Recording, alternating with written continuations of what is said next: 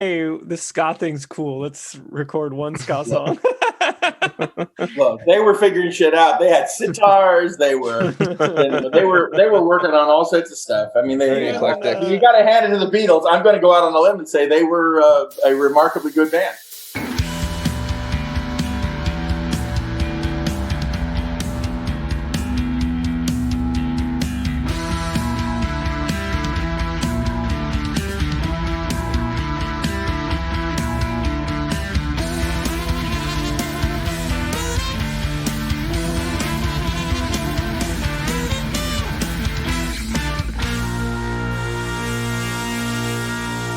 Honeys, we're home. Hello, and welcome to Sinclairity A Dinosaurs Tale. I am your host, We're Gonna Need Another Timmy, along with my co-host. Hey, I'm Ben Hand Up Me. Hi Ben, how are you? I'm good. I didn't give blood today like you did, so I'm not woozy.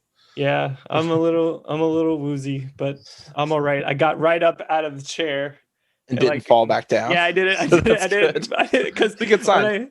When I told the lady, I was like, "Yeah, I might get like a little lightheaded." She's like, "Oh, do you want to lay down?" I'm like, "No, I think I'll be okay." But at first, I didn't think she believed me, and then she did it.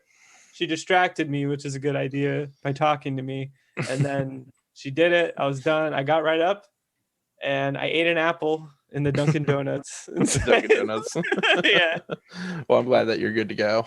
Feeling good, and I'm feeling especially good because we have a very cool guest today for this episode that we're doing today. Joining us for episode 39 of Sinclairity is Tim Doyle, back on the podcast. How you doing, Tim?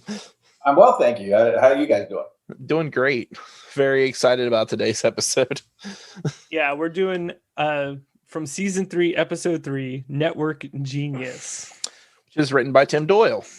Yeah, and that's one of the reasons why. So if you go back, or if you're caught up, we did an interview with Tim a couple of months ago, and after we did it, I was like, "Oh, Ben, it would be so cool if we could get Tim to come and do a regular episode with us about an episode he wrote." And I was like, "It sounds like a terrible idea. I don't want to do that." But Tim convinced me. But I thought it would be fun. So today we're doing. So this is from season 3, an episode that Tim wrote, and I'm really excited to get into it. Although now I get to ask this: how do you pronounce Tom's last name for the director for this? Because I've been saying Trbovic, but I don't know. Yeah, Trbovic, I think. Trbovic? Okay. Trbovic. Tom Trbovic. Yeah, he became our go-to director, I think. I mean, I think if you add it up, he probably did more episodes than any other director. Yeah, he came in early and I think lasted through the run of the show. But we tried out, a lot of directors. I think there, and then at a certain point, some of the producers of the show, directed and things like that. So we probably had maybe 15, 20 directors all told. But I think Trbovic did the vast number of them. Yeah, I feel like it's him and Bruce Bilson seem like they've. For a while there, certainly the two of them were trading off, and it's funny too. I mean, they're both interesting guys if you look them up on IMDb. I mean, Bruce Bilson has credits going back to like Andy Griffith's show and stuff like that. I mean, he did a lot of a lot of really interesting solid stuff from early television. And Trbovic came out of like music videos. I'm trying to remember what the music videos credits are, but there are things, I think it was literally like, again, I'm going to get this wrong because as I said earlier, I don't know pop music that well. It was either Counting Crows or Black Crows. I'm not sure. Or it could have been Sheryl Crow. A blackbird is involved in some way. Yes. An intelligent raven-like bird was involved. But he did sort of a famous music video for one of those bands.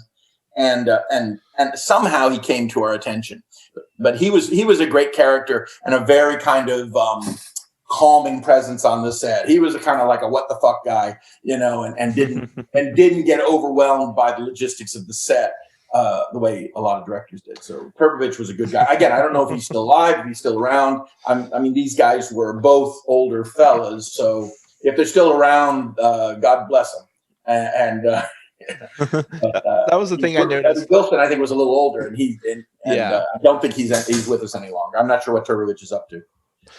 Probably smoking a bowl down in Malibu right now. At a nice house on the beach, as I recall. Listening to a band with crow in the name. Yes. I verified it was Black Crows during the conversation. So Nice. you got it in 1 or 2. Was it the Black Crow song? The Hummer and never down, mess around. That one. I guess I just remember we looked at it in the writer's room and said, yeah, sure, this guy can direct.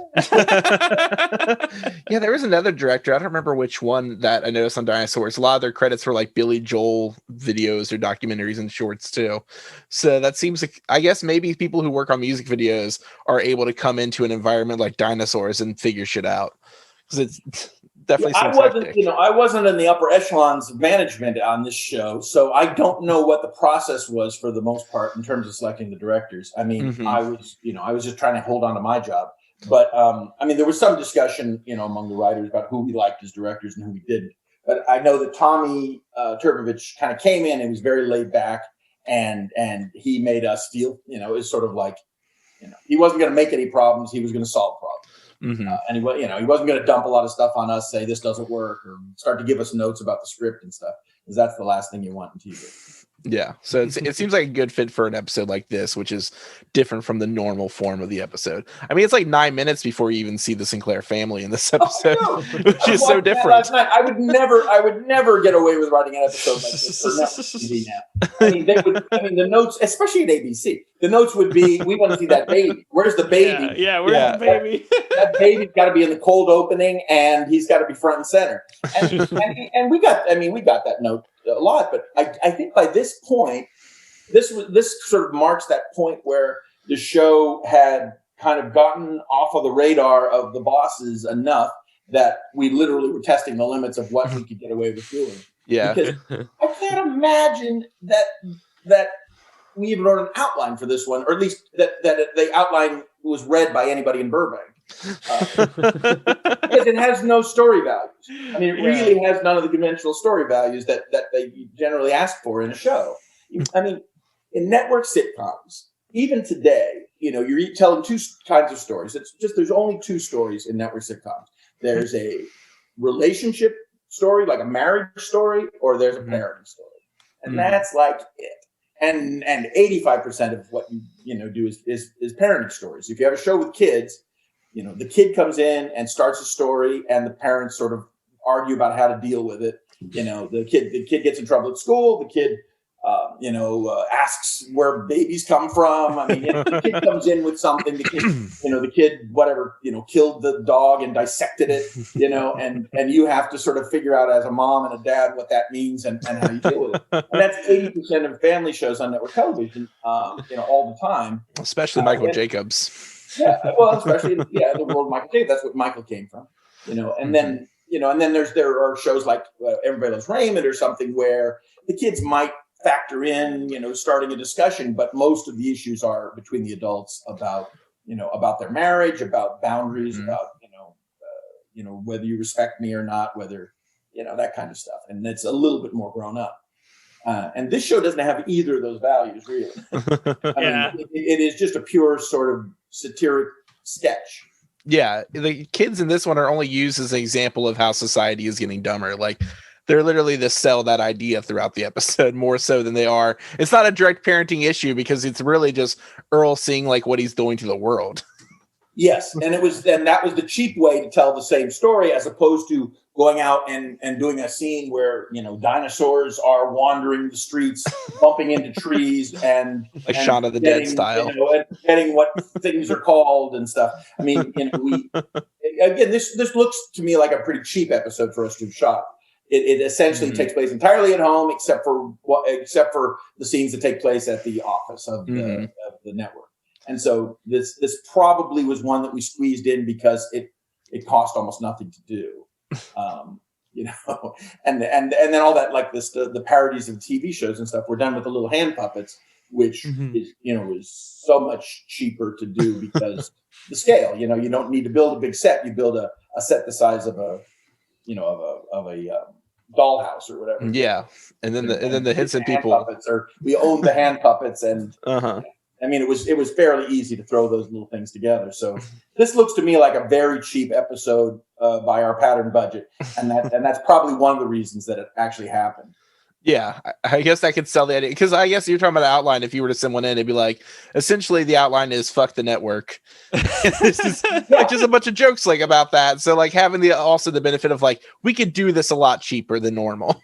It works super well. That's what's amazing about it. I mean, look, I was maybe a year into my television writing career at this point, and I was already in this position of like, what we do for a living is shitty and destroying the world. Yeah.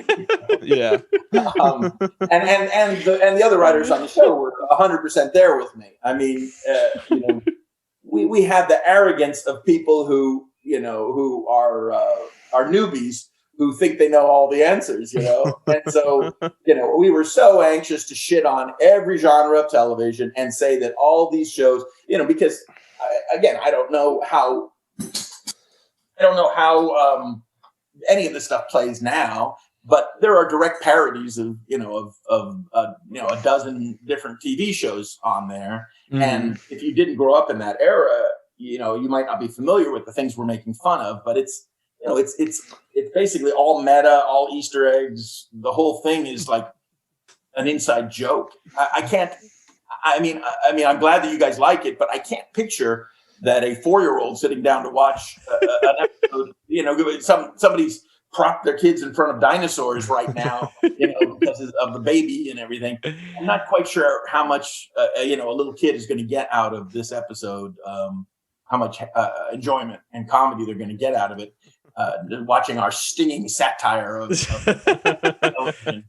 See, it's funny because Ben noted it in our notes here, because the last episode we did was Baby Talk, where it's almost kind of the same premise, but except Earl is like with the parents and he's mad at the all the like disgusting stuff on television. So it's really funny because I like how they tied in the 2 episodes. And I think I have a weird foggy brain because I was going to mention the first episode, which was the one about potty training, because I feel like that one little kids would have loved.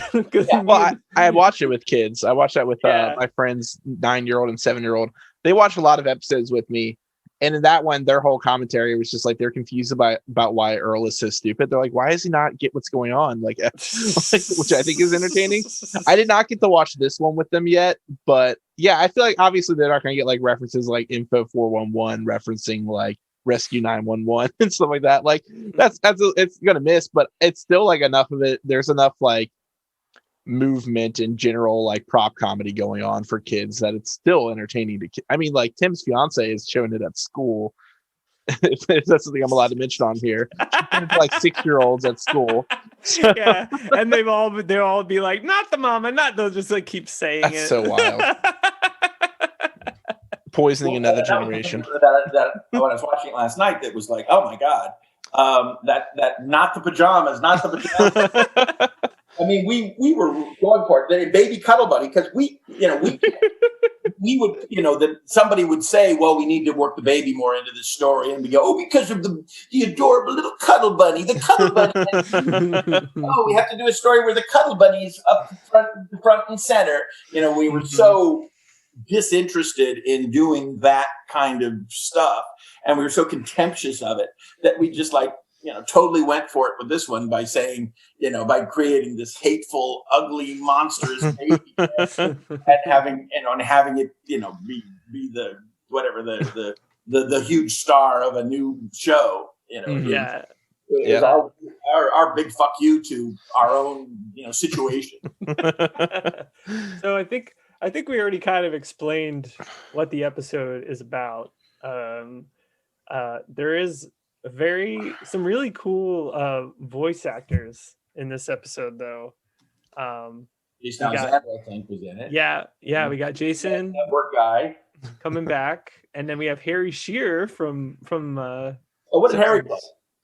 The narrator. Like the Andalusian Broadcasting Company guy. Yeah. Yeah, I'm the dad in the Box Full of Puppies sequence. Honey, I'm home. Oh, look what I brought. Oh, puppies. Oh, aren't they adorable? That's I did great.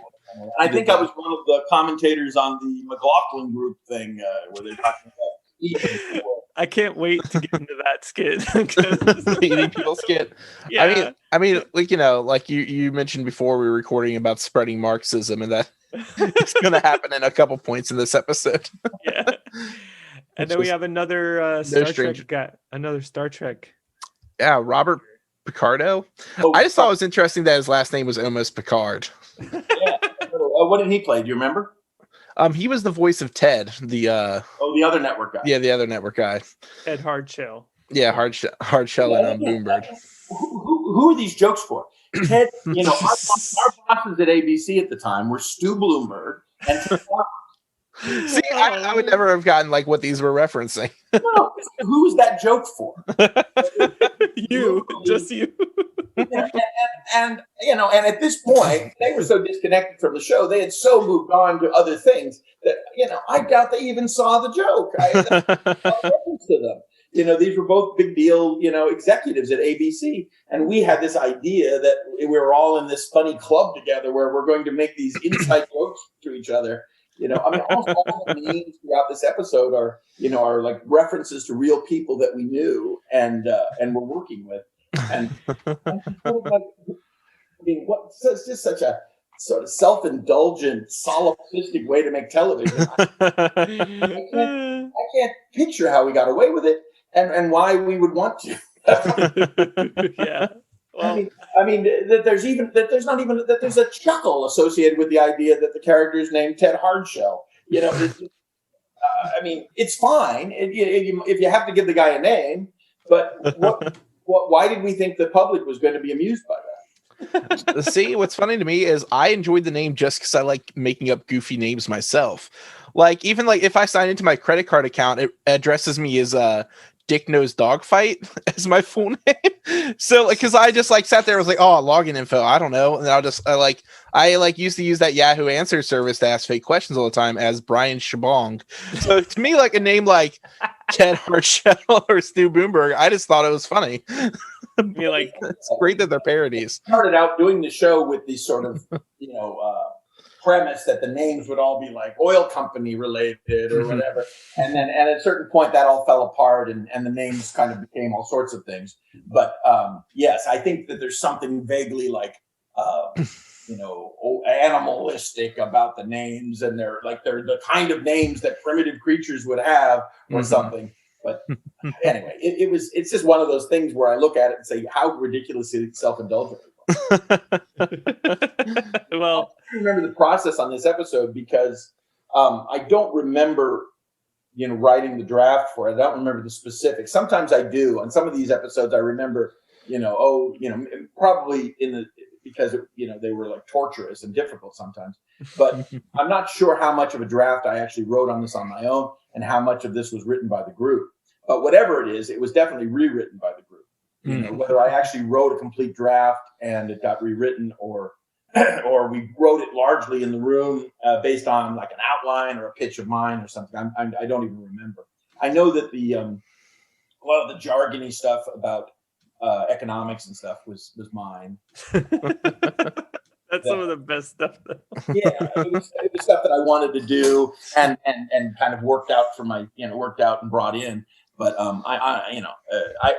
the other thing about this episode, if you look at it, is we kind of stole the idea from a previous episode that I wrote, which was that Family Challenge episode, which is had a big story, but had kind of the same ending place, which is network television will make you stupid. In that story, I think they are preparing to go on a game show, and in order to win a TV because they need a TV.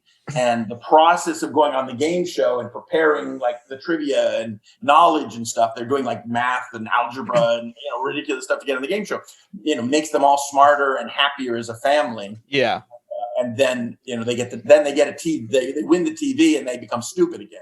It was kind of at the ending of that episode. So this is almost like part 2 of a story that we had done. I don't know how many months prior, but maybe it's called season 3, but. That's not how he did it. I mean, I don't know what the air dates were between the two episodes, but it was probably just a matter of 8 or 10 months or something. Yeah, it was. I think it was definitely in the second season for sure. Yeah, it was the second episode, second season, I believe, and then this is the third of the third, so it's following a pattern. But it's funny to me that, again, as somebody who was new to television at that point, I was given so much license to bite the hand that feeds us and basically say, ha ha ha, this thing we do is shit, And we also we went after shows that we didn't like specifically, and genres of shows that we thought were stupid and bad for television. We had all the wonderful arrogance of youth to kind of say fuck this show and fuck that show. What was it? Unsolved Mysteries, I think it was one that was parodied in another, because it had the same time slot on a different channel as one of the jokes that are made. Yeah. Earl's just like, why wouldn't you just watch this puppet show on this other channel at the same time? Yes, that was our big competition, I think, at one of our time slots. And so we just said, "Fuck you, Unsolved Mysteries. We're going to make fun of you for 4 minutes on TV." Yeah, and obviously some of that is here. So yeah, there's a ton of TV parody in this episode. Yeah. Well, not a lot of story values, not a lot of parenting wonderfulness, not a lot of relationship warmth and stuff. It really is like a bunch of Monty Python sketches or cartoons from Mad Magazine, which is sort of the sensibility that I brought when I came into television, and that I started with, and then. And then over time, I became more of a story writer and somebody who actually embraced the values of telling stories, fully aware when they were, kind of being hacky and trying to avoid those tropes. Mm-hmm. Yeah. I mean, as you can see, that culminates really well in The Kids Are All Right, which is great storytelling. That's a peak of that. That show is amazing. Thank you. Yes, I mean, and it isn't just sketches. I mean, there are moments that, again, it's one of the things I always wanted to do on Kids Are All Right, was to try to make more room for just standalone bits where we're making fun of popular culture from the 70s and stuff. And there's very little of that. I mean, there are little touches here and there of things where we're doing commentary on the 70s. But yeah, I mean, in a realistic universe, you just don't have time to stop and do a little skit. It just stands out like a sore thumb. Whereas this show was just a series of little cartoons.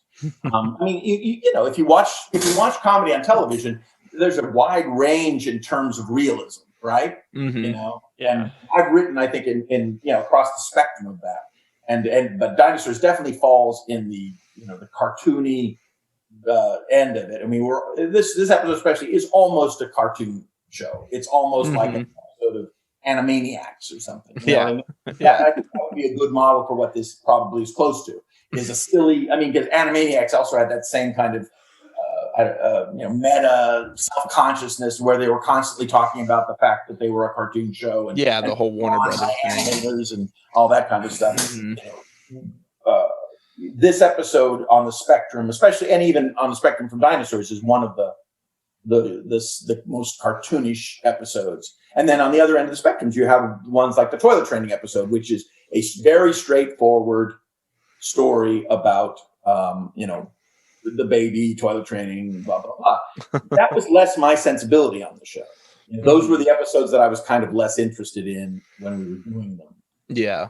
And I was more like, I liked the one that I did that was a parody of the Exorcist. That straight out of Mad Magazine. That's just like, where the baby is a demon, his head's going to turn around, he's going to throw up green stuff. We're going to have a guy come and say something that sounds like the things that we're going to go through, things that are similar to the things they did in the Exorcist. We're going to have a lot of fun with it, and at the end, we're going to walk away and say that was a lot of laughs, people. And it added up to nothing. Literally just at the end, we say, "Oh, they decide that he's not 2 anymore, or whatever," and we just jumped out of the story. Yeah, but television can tolerate that. I mean, there's a widespread. I mean, one of the things that kind of drove me crazy on when I was doing the very long year I was doing Big Bang Theory, was, Chuck Lorre's sensibility was very much like, we're not telling a story here. We're doing a series of sketches. Mm-hmm. He never articulated what was in his head, and so it was this torturous guessing game trying to figure out what would make Chuck happy. But what I came to realize was all the story values that I thought I was helping to bring to the show were useless. That all he wanted was, a premise that let Sheldon explore who he was as a character, that put Sheldon in a funny situation, and then a series of like almost cartoon sketches that watch that play out. Yeah. And then the ending, if you watch that show at all, the ending very often was crazy. The phone would ring, and the thing that was a problem 2 minutes into the story is no longer a problem. The guy at the university took away the thing that was going to be a problem, and now it's over. And, and then he cut the credit. And, but that's very much on this spectrum that I'm talking about, of shows with heavy story values like Kids Are All Right, which was like always trying to tell a very dense story about a family and about parenting and about getting along or whatever. Mm-hmm. And then things like Dinosaurs that are just a series of little skits. Yeah. And somewhere in the middle there is basically every other show I've worked on. Yeah, I would say definitely Big Bang Theory. I've seen a little bit of it, and I just remember being like, they're just creating frameworks to have like nerd culture references throughout the whole thing. Like, it's just like, okay, well, you'll get this joke if you know anything about Tyrion Lannister from Game of Thrones, or like, if you know what this sword from Lord of the Rings was called, you'll think this bit's funny. Type thing. That was part of my problem too, because I didn't know that much about nerd culture. I mean, I certainly had some references, and maybe more than the average person, but there were things that we got into on that show that were very obscure to me, mm-hmm. and I didn't realize were like an important part of nerd culture. Just like all sorts of sort of science stuff and things that we did. I mean, it was interesting. It was always interesting. And I never minded doing the research, mm-hmm. of like, oh, okay, I'm going to dig deep into what this comic book thing is about, or this science thing is about. It was always very interesting, but it was not a good fit for me in terms of, my sensibility and my background. Yeah. Okay, so this episode of Dinosaurs, we'll start the actual playthrough real quick. Sure. Begins with a skyscraper, which I think is funny. It's the first, like, you get the framework of like you've seen like the Sinclair's house and houses around it are all like Flintstonian, and then just the ABC skyscraper that reigns over all of it. Right. Again, the other thing you have to know is that that's a copy of the ABC building in Burbank. Yeah. I mean, at that point, Disney had just built a new tower off the 134 freeway in Burbank, and you can look it up on the internet. I mean, that building is basically a copy of the ABC office, on Alameda or Buena Vista in Burbank. Yeah. With the big ABC on it. And we even call it ABC. We use their logo. Yeah. I love it because it's the Antediluvian Broadcasting Company. Immediately, we're giving a middle finger to our bosses. Yeah, we get like the big voiceover from Harry, and it's just like he's like introducing the characters, like it's like almost like a kind of like a war film or something like that. Like it's like Stu Boomber. Yeah, we learned that he's the high-powered executive, and he's despite his whim can like become a top 10 mega hit audience pleaser or a failure. Yeah, and probably that voiceover was probably an afterthought. We probably had a whole scene that had this exposition in it. Mm-hmm. And we found in editing that, the first cut of the thing was 15 minutes too long. And so we, normally, you let the exposition come out of dialogue between characters. So there probably was a scene where they lead Earl in and say, thank you for volunteering, sir. We were going to use you for research on our new TV shows. Just sit here in this chair and we're going to view some things. And I'm so-and-so and he's so-and-so. We probably had a whole scene of that. and then in editing, it became a problem.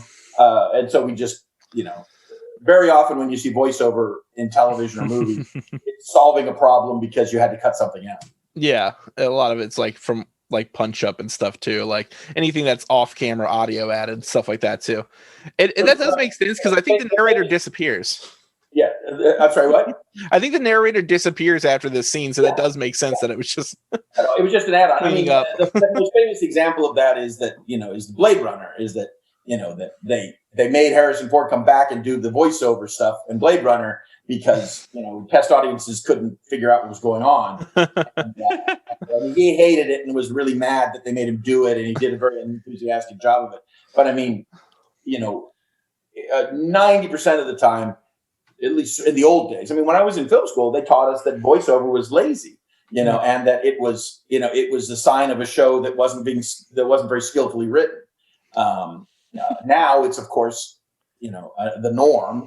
And like even on The Kids Are All Right, initially I didn't have voiceover narration, but ABC especially, they love in their pilots to have everything explained fully. There's not there's not a millisecond goes by where someone at home watching is going to be even slightly confused by who the characters are and what their relationship is. Is that the mom? Is that the sister? You watch pilots and and the people always are like, they're in the kitchen making a meal and they say, "Come on, sis, and it's like, "Hey, honey, we've been married for 17 years, so I think I know pretty well." The heavy-handed exposition, but again, if you watch any new ABC show, especially because this was the model, every one of them, every single new ABC comedy at least has voiceover at the beginning, and to set up who the characters are, and then they'll sometimes have it through the series, and sometimes they won't. Sometimes they'll just drop it like a rock. But this voiceover model became, the mode in network television to launch shows quickly, into the middle of the action. So you don't have to have all that painful setup time. Writing exposition skillfully is actually difficult, but it can be done. But anyway, I'm sorry, I keep interrupting. I would appreciate that kind of thing though, in like the movie Prometheus. I remember when I saw it, and like the whole movie opens, and you're kind of just like, "What the fuck?" And like the whole time, I feel like that movie was just like, it was show and not tell, but what they were showing just didn't make any sense. Like, so I would have appreciated at least, Ridley Scott or something to just be like, and then the big white weird man dumped his blood into the water. It's fucking weird. It's interesting though, because I do think culturally we are moving away from explanations. It's like, even when, you buy an iPad or something, the tutorial is so minimal, how to turn the thing on. Or like when I bought my Tesla, they don't give you a big fat manual. Yeah. You just kind of, they sell you the car, you get in it, and they say, push that button and it'll go or whatever. And you drive. Oh, wait a minute. Okay. How do I close the window? How do I pop the front hatch? How do I open up the thing? I mean, it took me months to figure out like how to correctly, plug the thing in for electricity. I was doing it wrong. I was using the thing on my key fob, and you could do it another. I mean, there was, but I'm saying and when you play video games now, right? I mean, you get a video game. They don't, they don't do a lot of tutorial. They just kind of dump you in the world, and you figure out very quickly that this button means I have a hammer, and this button, means I'm digging a hole or whatever. Yeah, unless you're. I think there's a greater tolerance for people figuring shit out on their own now than there was, even 10 years ago. Mm-hmm. Yeah, unless you're playing a newer Pokemon game, they just tell you everything. You just walk you through. Yeah, that's because Tim, that's the demographic is supposed to be 30 years younger than us, but we still play them. We went over that in another episode where it's just like, yeah, they dumbed the game down for 5-year-olds, and then I'm like, because it is for 5-year-olds. Just hanging on to the nostalgia. But the session of exposition is an interesting one because I watch a lot of TV and study it. And I remember I watched the first episode of Mayor of Easttown. I think I watched the first couple of episodes. And I don't know if you guys have seen it, but it's this very dense melodrama about a small town in Pennsylvania outside of Philly, I think. And and the relationships are very complicated. There's people who are divorced, and there's step parents, and somebody's a grandparent to this and that, and they didn't spoon feed you at all. And I was a little irritated by it because it was like, okay, wait a minute, she's the grandmother, but who are the parents of this kid, and who's this priest? He seems to be hanging around her house. And they didn't, they weren't telling me like what the relationships were in any kind of expository way. And that may be like an HBO thing, like we're too cool for exposition or whatever. Like Game of Thrones. Or is there an expectation, you guys can tell me this, is there an expectation now in this interactive world where if you're a fan of something, you're going to go online and find out this stuff? That's what I was thinking about this, is the difference now is just, and with video games not explaining it, is they assume that if you need help with that, you'll find it because everyone's communicating online in some way or like sharing those ideas, which I was thinking about in terms of this episode with your use of like economic text and like talking about quadratic formulas, doing this in 1992 where you can't just be like Google it to make sure it's right. You got to like have that reference book somewhere or like have that information just stored. And like now I couldn't, like I would have to like be like, all right, I feel like I know this, but before I put it into a TV show, I need to Google this and like verify. Like the research has to be very different. It's just like all the Marvel movies, like in all the Marvel TV shows, you're like, I think we talked about that in another one about the Falcon and Winter Soldier, where this character will show up that was apparently in one of the movies, but I forgot that character existed. And as soon as she comes into the scene, she's like, oh yeah, remember I did this. And you're like, oh, she's from one of the movies. And then you have to like Google her character name and figure out what the fuck her backstory is. That seems to be a dimension of our entertainment participation now that is completely different than it was in the 1990s. That people do have that expectation that a certain amount of like, I mean, you'll watch an episode of an interesting TV show and then you'll go to the internet and you'll read somebody else's synopsis and analysis of it, or you'll listen to the Nevers podcast, to make, or they, Chris Hardwick used to have those shows that he would Walking do. Dead, Talking Dead. The Walking Dead, the Talking Dead, or whatever, where you would, they would unpack the interesting elements from this week's episode of a show, of a popular show. I think there was one for Game of Thrones. I'm sure there's tons of these things on the internet. I can't imagine a podcast about TV show sounds like a bad idea. No, wait. Like an archaic show that nobody even cares about.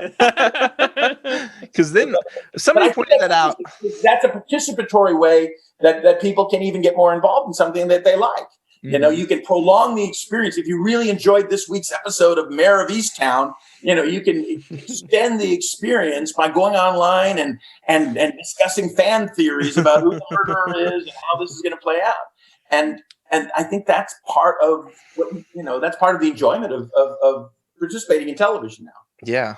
It's a lot. It's same with Tim does it with wrestling. Wrestling is one thing, but I was also going to say Star Wars, where like that was even before like George Lucas just did the fourth movie first, and it's just like, hey, all this stuff happened, and you're just like, what? You would like, I could only imagine like, Tim, did you see Star Wars when it first came out? Yes. When you were a kid? That was perfect timing in 1977, was it, or 76? Yeah, 77. 77. Okay. Yes. So I just graduated from high school, and I remember seeing it. I went to the I'm pointing over here because it's right over here. I went to the Century City Theater, which is near my house and is no longer there. It's torn down. It's actually where my agency, CAA, is now. They tore down the theater where I saw it. And I remember it being like the first time I had paid like $4 or something for a movie, and it was like, fuck, that my friends kept going buy the tickets while they were waiting in line. And, and it was, and I bought like 4 tickets and it was like $16. And I was like, Jesus Christ, you guys better fucking pay me back. We saw it in Century City on a big screen then. But yeah, I was going to say about Star Wars, it's like, I'm a normal Star Wars fan. I saw all of the original trilogy, and then dutifully I went back in the 80s or 90s and watched the new ones that George Lucas did, and I've seen all of the ones that Jeffrey Abrams has done, the new ones and stuff, but I didn't get into like the comic books and the novelization. Yeah. I didn't do any of that shit. And then when I watched, Mandalorian, there's like, all these amazing Easter eggs that I'm supposed to know about. Yeah, because I was gonna say like you went and saw the first Star Wars movie, and probably I'm sure after you got out of the movie, you probably weren't thinking like, wow, what the fuck is the Clone Wars? Like you probably didn't even think about it. Like it doesn't matter. That's it's just like one of those, when you're watching a movie like that has nothing else connected to it yet. It's just a throwaway to put you into that situation. So yeah, you're just you don't really have to think about it. I loved it. I thought it was great, and I probably went back and saw it 2 or 3 times. But but it didn't. Yes, I did not begin submerging myself in the universe of it. Yeah. And to the extent that fans do now. But I'm saying I have a casual relationship with Star Wars, but the nonsense and associated with all the stuff and I mean I don't know it, and people do know it, and they're such sticklers for it. And the same thing with the kind of Marvel stuff. I mean, I was never a comic book guy, but I mean, again, the whatever, Iron Man is fun. The guy, the actors are fun. I mean, these are fine movies, but the whole MCU extended universe and the Falcon and the Snowman and the tree and I don't, I didn't check in. I watched, I'll watch some of these things, but I'm not going to devote my life to this new religion called the, Yeah. Fan service is extreme now. Yeah, fan service is insane. Like it's sometimes to the detriment of a lot of things. Like going back to The Mandalorian, I feel like that first season was more like, here are all these like new characters. There's a few things that you might recognize, but there's like all these new characters. And then when you get to the second season, you're like, oh no, because like it did something that I was afraid it was going to do. Like I don't want to really spoil it. I don't know if anyone cares if I spoil it, but I watched it, so you're not going to spoil it for me. Okay, and I'm sure your 6 listeners, they're mad. I'm flattered. 6. Yeah, when season 2 came around, and at first it was just like a bunch of side quests, but then when Boba Fett came back, I was like, oh no. They're doing it. They're fan servicing. It's like, oh no. I was like, yes. And then the final episode had a very special guest star. Exactly. Yeah. That was the ultimate fan service. Yeah. It was. But yes. But I mean, again, I enjoyed those. I thought they were good. At the time I made fun of them a little bit because I felt like there were some sort of extremely repetitive storytelling tropes that kept popping up in these episodes. I'm trying to remember whether it was the first or the second season, but there were a million situations where somebody was just about to get killed by a terrible guy or a creature, and then and then that person, that monster goes and falls over dead, and one of his standing behind him, having just killed that guy. And they did that like 17 times. And then the other trope, I guess it was the second season, which was like every single episode was, I got to get this kid to somebody who's going to take care of him. And I was told that you would help me. And I said, yes, I will help you. Help me vanquish the monster. Exactly. In our community. Oh, okay, I'll do it. Says, thank you for your help. Go to this other planet where there's a dude there who I think can point you in the right direction. And then the next week you land and oh yes, I know very well what I can do to help you. But first you must help me. Exactly. And they did that like nine times in that season. It's all video game side quests. That's what it is. Like and now, does that feel? It felt like shitty storytelling to me as a writer of television shows. The sameness of it, but. Are we inured to that because of video games? And were we so delighted by all of other wonderful things that show was giving us that we're willing to kind of like look away? I think by the end of it, yes, but I think maybe they just succumb to the hype and the like. I don't know. I mean, Disney's not playing with its money. It was going to put that show on, and it had like tropes that it was going to fulfill because it knew it'd make money off of it. Yeah, I know, but I just feel like they could have been more inventive on the side quests. Yeah, instead of it being so many of those. I mean, I don't have it in front of me, but if I broke down those episodes, I'll bet you, maybe I'm exaggerating to say 9, but I'll bet you at least 4 or 5 times that basic structure was utilized. Where the previous episode sent him to a person, that person said, "I will help you, but you have to help me with this problem." And they did that. They did that every time. There's other ways to get into the thing. I mean, he's on his way to get to this guy, and somebody shoots his ship out of the air, and he has to deal with that guy. I mean, they didn't always have to be, well, welcome to this tough town where we're dealing with a guy who kills everybody every week. If you can vanquish that guy, then I'll be glad to help you with your quest. Anyway, I'm just saying it was flawed to me. And I felt like they had the resources, and they can hire as many and whatever great writers they want. Yeah. Why write the show on such a shitty level? Yeah, it seems so needless, especially like in the era of like releasing stuff on a streaming service. Just like don't make it if it's needless. Like just make a new plot instead. It's really weird to me. Well, especially if people are going to be streaming it, they're going to be binging it. Yeah. So, so the similarities, the parallels are going to be even more obvious when you watch 7 of them in one night. Exactly. Yeah. But, I guess we're not talking about network genius anymore. No, okay. So Earl was kidnapped from the mall while eating a rat on a stick. Yeah. So Ted, he puts the little puts like a bowl on his head and measure his brainwaves to see what he. Yeah. And he's watching, like, they show him different shows, and plus he flatlines, I think, at one point with his brainwaves. Yeah, he flatlines throughout it, essentially. Because the idea is he's the average TV watcher, and since he happened to be at the mall today, he's going to decide what millions of people will watch on TV. That part is basically true. I mean, they have these test things.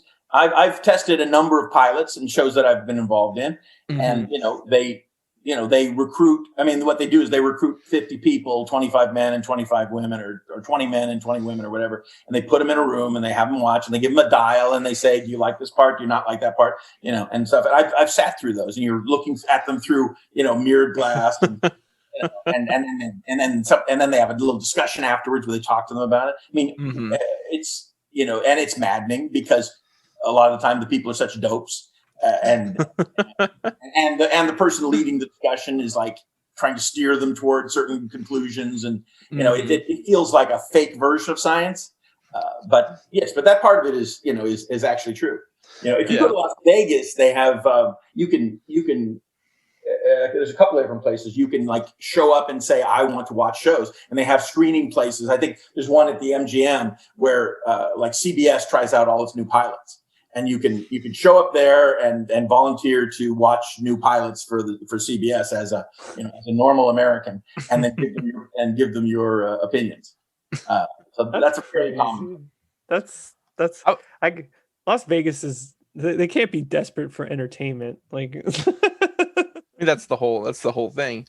But they've got a lot of foot traffic, and they sometimes I think people are just looking for a cool place to sit down that's air conditioned. Yeah, like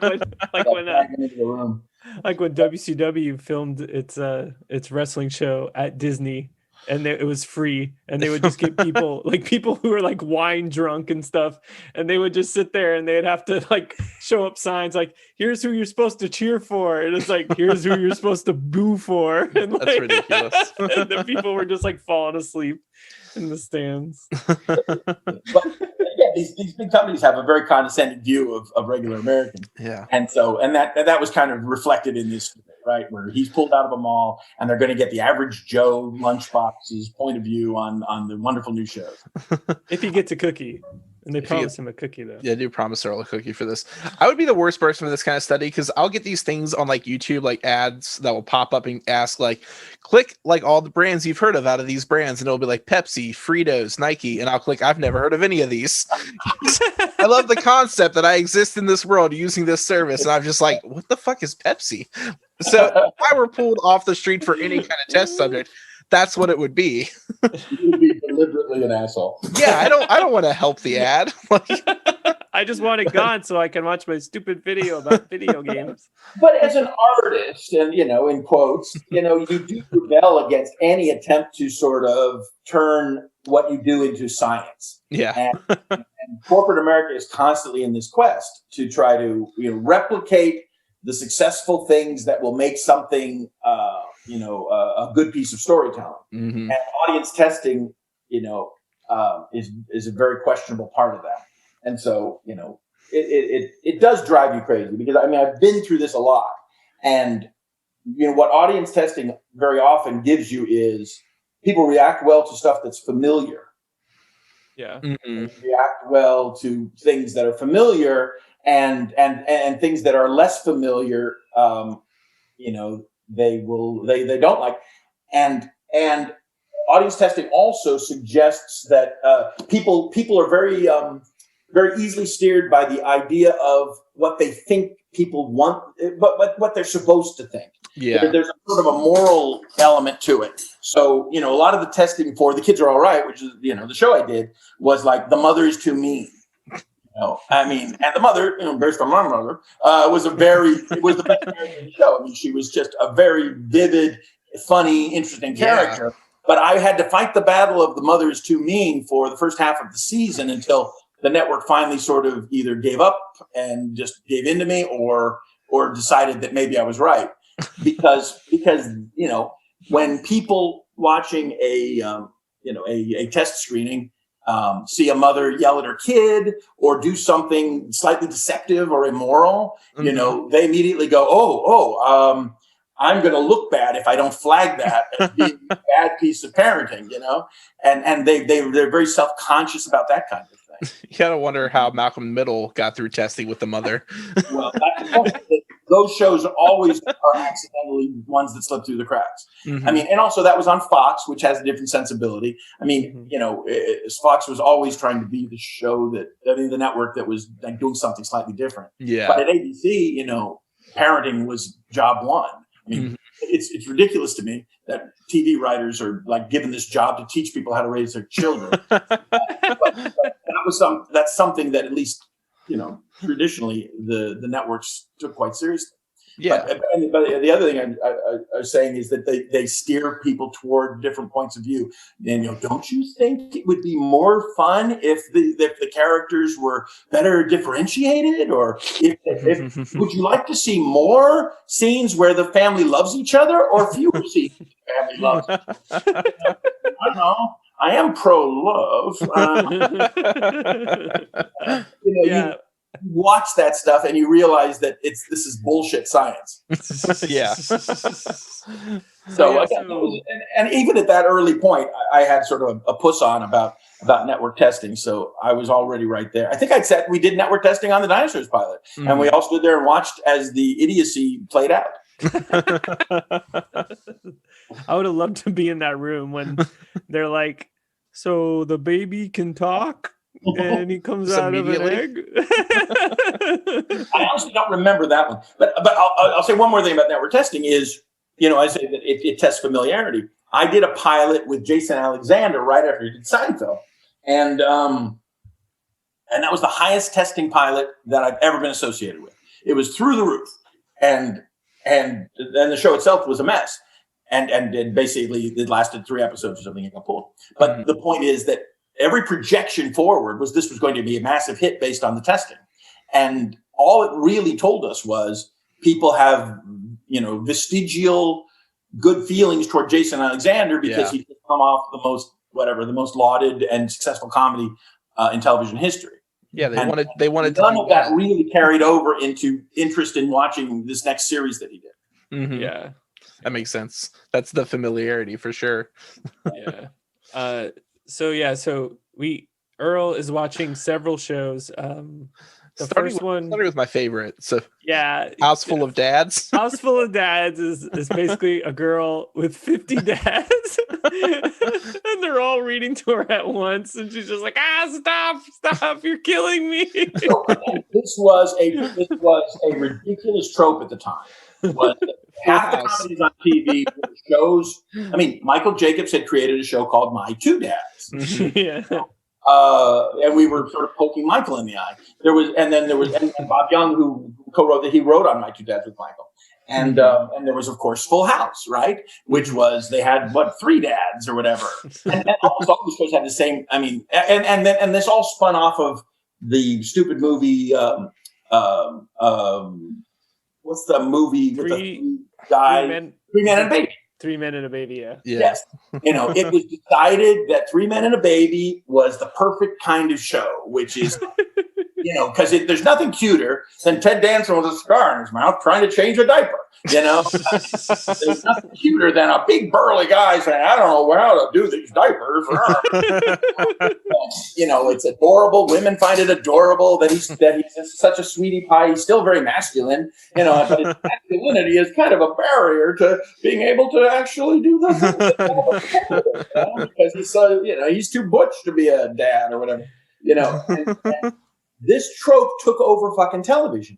When I started writing TV, every show was, either a lot of dads or an inappropriate babysitter, Mr. Belvedere and Silver Spoons and, who's the boss? Yeah, who's the boss? It's all about like, hey, in a modern family, it's not necessarily a mom and dad anymore, where the mom is sometimes the mom is a high power executive, and have somebody come in and so maybe Alf will raise your kids for you and eat your cats. Yeah. And at that time, every new comedy was some fucking variation on this. At least the family comedies were. And we were just like saying, "Fuck this! This is the whatever." So again, the context for this is something really stupid was going on in TV, and we were trying to point it out. Yeah. And then we get the next one, which is Info 411, and it's just people calling for information. I remember using this service as a kid all the time to find out people's numbers. But again, you mentioned earlier, it was a parody of what was it called? Rescue 911. Yeah. Where they used real 911 calls, and then I think they did reenactments of how things played out. But you'd hear the gimmick. It was a Fox show, a very exploitative Fox show from the era. And the gimmick was you'd hear the terrified voice of a real person saying, my husband is bleeding to death. He's got a thing through his forehead, and I don't know what to do, and actually, it's like ghoulishly, you'd be hearing this awful thing playing out, and then they would dramatize it and try to extend it. And so we thought that was shitty too. That is very shitty. I already have phone anxiety. Imagine having to call 911 for an actual emergency, and then knowing that maybe that audio will get used in the future to make me look ridiculous. It was very exploitative, and that's what we said from the makers of Interesting Car Wrecks. Yeah. To me, that was exactly the level of it. Is hey, let's take a camera out to the freeway, and when a car is upside down and on fire, we'll take that and we'll watch the suffering. But that was the level of infotainment on the Fox network at that point. Mm-hmm. Yeah. And then we get one of my favorite bits is the Triceratops, and we get Triceratops act for Jack B. Nimble, Jack B. Homicide, and so the two Triceratops, they isn't one like a Stegosaurus or something too? Yeah. But they're Triceratops. So they chase down whatever puppets we had. Yeah. You're they corner the criminal, and he's like, "Put your hands behind your head," and he's like, "I can't. I'm a Tyrannosaurus," and then they just shoot him. Can't even bowl, just like Roy. And again, I mean, there's a very specific parody there. I mean, that whole Act 4 thing and stuff. There were these shows. There was a producer in the 60s and 70s on TV, a guy named Quinn Martin, who did a bunch of shows. I think most famously was the FBI. but he had a series. He's kind of like the Dick Wolf of the time. He had a lot of these kind of cop shows on, and he always or like the Law and Order franchise. But he always did a thing like the FBI, Act One. Each commercial break would come back to Act One, Act Two, Act Three, and they had a narrator. This week's episode, Mary had a little homicide. It was always something, it was always some stupid. He would give the episode name too, so it'd be, this week's episode, Jack B. Nimble, Jack B. Murder. That's like an Andrew Dice Clay take on naming something. Yes. Take a nursery rhyme and then add murder. Yes, and the clumsiness of that. Yeah. Yeah. And again, you had to have been alive in the 60s and 70s and watched those shows regularly, and there were a ton of them. But to a 6-year-old watching now, utterly meaningless. They'd probably be like, "Oh no, mommy, the mean cop man, he shot him." They would say it looked way too much like the news if they see a cop killing somebody. So it's too realistic now. Well, yes, and if we did this now, we'd probably do more of a commentary on whatever, on police brutality stuff. But all we were making fun of was a storytelling trope from the period. Yeah. But it also was setting up then the change that we're going to see later. When the Triceratops get more whatever in life. Triceracommunists. Yeah. So Earl still doesn't get it, but he just wants the cookie. Yeah. And they do show him Pangea Hills Dino 210. Dino 210 is amazing. Which is great because Beth laid an egg, so she's in trouble. Yeah, and the character Damien, that's Robbie. Is the voice. Yeah. Oh yeah. Yeah. I mean, Robbie already, his voice, I forget the actor's name right now, sounds like a character out of 90210. Jason something. Yeah, I always forget it. He sounds like I don't know. He sounds like every teenage boy did in that era on TV to me. Well, he did a lot of stuff. I mean, I think he might be the voice of Aladdin. Maybe I'm wrong. Yeah, I think he was like the speaking voice of Aladdin. He didn't do the singing. Yeah, and I think he did a lot of cartoons and stuff. Yeah, that makes sense. Yeah, he's got a lot of credits for voice acting. So you heard his voice on a lot of other things. Mm-hmm. Yeah. So we get that one. Earl still doesn't get it, and so Stu just she's like freaking out. He's like, "Get this guy away from me!" He's like, "He brought me a dead guy." In the ground. I remember that. In the ground. That was Michael Jacobs. That was totally Michael Jacobs' line. The idea, and it was Michael's idea to have him have a bad heart and keep having to. Really? Oh yeah, I forgot to bring that up. Yeah, he's got. That's totally was Michael. Yeah, but then all of a sudden, the test pattern comes on the TV, and Earl's like, wait, I like this. He's like, what's funny about this is when he says I like this, it's after Stu yells at him. So I thought Earl was just into that kind of kink for a second because they're screaming in his face. He's like, well, I like this, and I'm like, okay, Earl. But no, it's a test pattern, which he finds out. You know what a test pattern is? Yeah, they had those still when I was a kid. It would come on after the broadcast day was ended, and then it would just be kind of a low humming or a beep noise. Yeah, I remember this from a long time ago. I remember a lot of jokes about them for some reason. There's always jokes about that. Didn't they do one? I think they did one in the second Gremlins movie. I don't remember what the joke was, but I remember an American Eagle.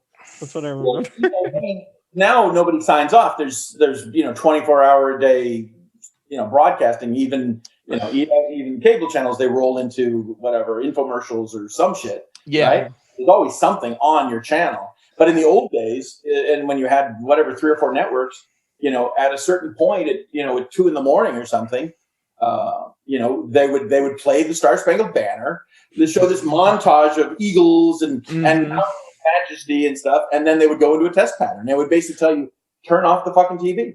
And it was a trope from those days where somebody would fall asleep in front of the TV, and their wife would come downstairs and turn off the TV, and there'd be a test pattern on. Yeah, happened in Toy Story 2. I remember. Don't see anymore.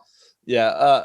We me and Tim were actually looking at current broadcast schedules recently for TV channels like Comedy Central and MTV, and it's literally just one show on repeat 24 hours now, which I thought was a thing as like a joke, and then I looked at it, it's literally like Comedy Central will just be The Office for 2 days and then South Park for 2 days. And I think that's so bizarre because I don't have cable. I just have internet now. Like I wouldn't even know that. But now they don't have to do test the impulse is they don't dare, not have any content. They're going to have something for you to watch that can, then they can sell ads. I mean, yeah. Again, it's a very odd impulse. Maybe it cost more to operate back in those days or something. But for whatever reason, there's no such thing as just signing off your broadcast day anymore. No. Yeah. But Earl likes the colors, and he likes the simplicity of the noise or whatever from the test pattern. Yeah, he won't miss anything if he leaves the room. Yeah, it's not a complex, storytelling problem where if you go to get a sandwich, you're going to get lost. And remember, we couldn't pause TV back then. There was no pause TV, so that was actually an issue. People were grateful for the softness of storytelling, where you could kind of drift in and out of a show and not be too confused, and that there were lots of recaps, like coming back out of commercials and stuff. If you watch shows from that era, there's always the scene with the cops saying, "So let me get this straight." The guy's explaining to the desk sergeant that so you caught him there, robbing the store, and yet you brought him back here because you're not gonna arraign him.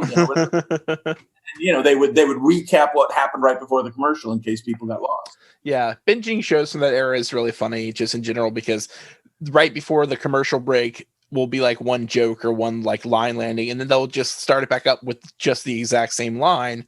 But you're like, if you're watching it, there was a 1 second break between you seeing those two scenes juxtaposed, and you're just like, okay.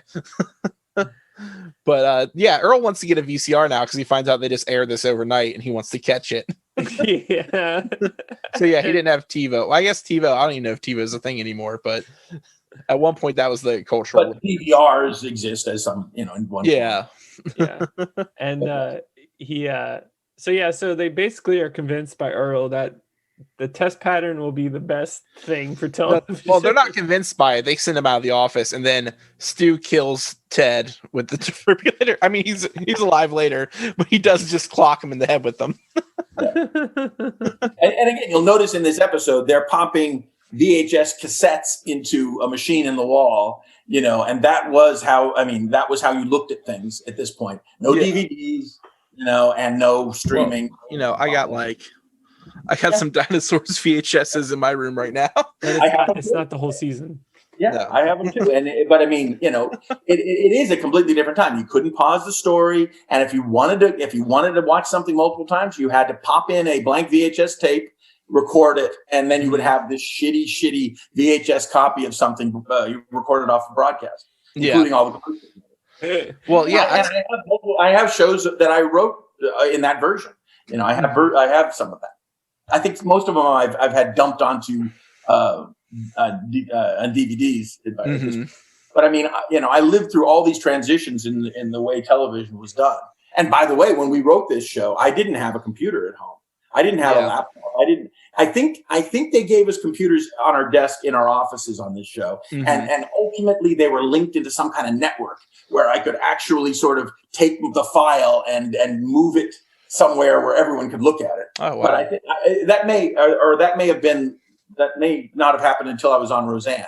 But we were writing the show on a computer with an assistant in the room typing into the computer. But that was brand new at this time. Yeah. Yeah, we had a computer. I was born in 1990, and we had a computer in my house by the time I was like 5 because my parents both did work that involved computers.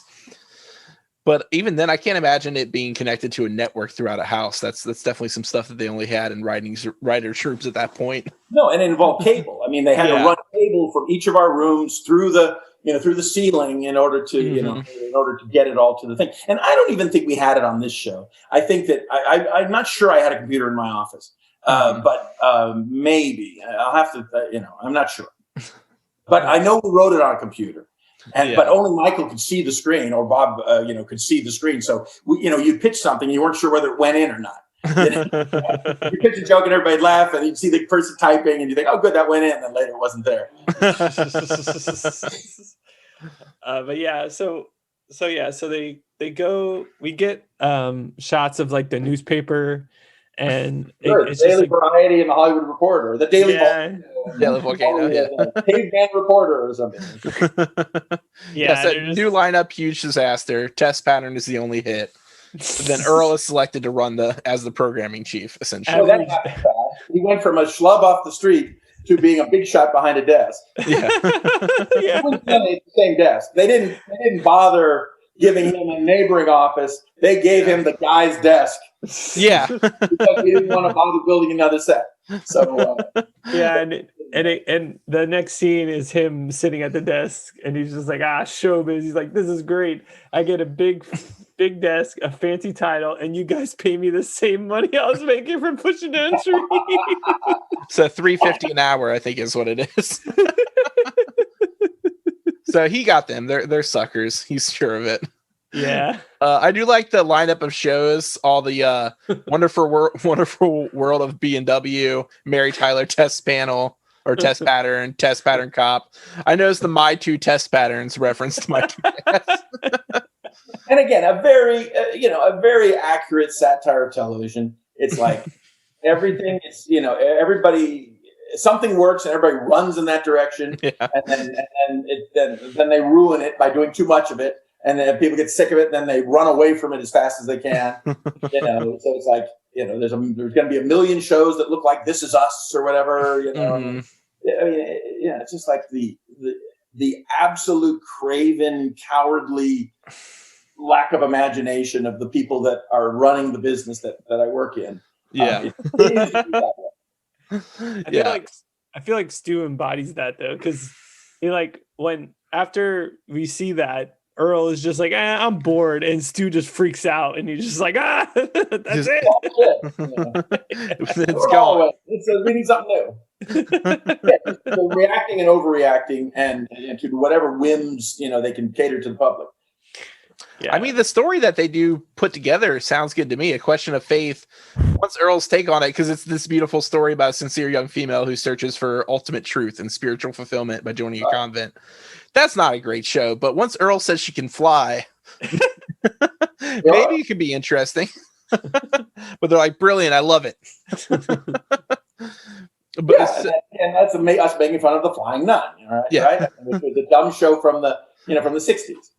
That's ridiculous.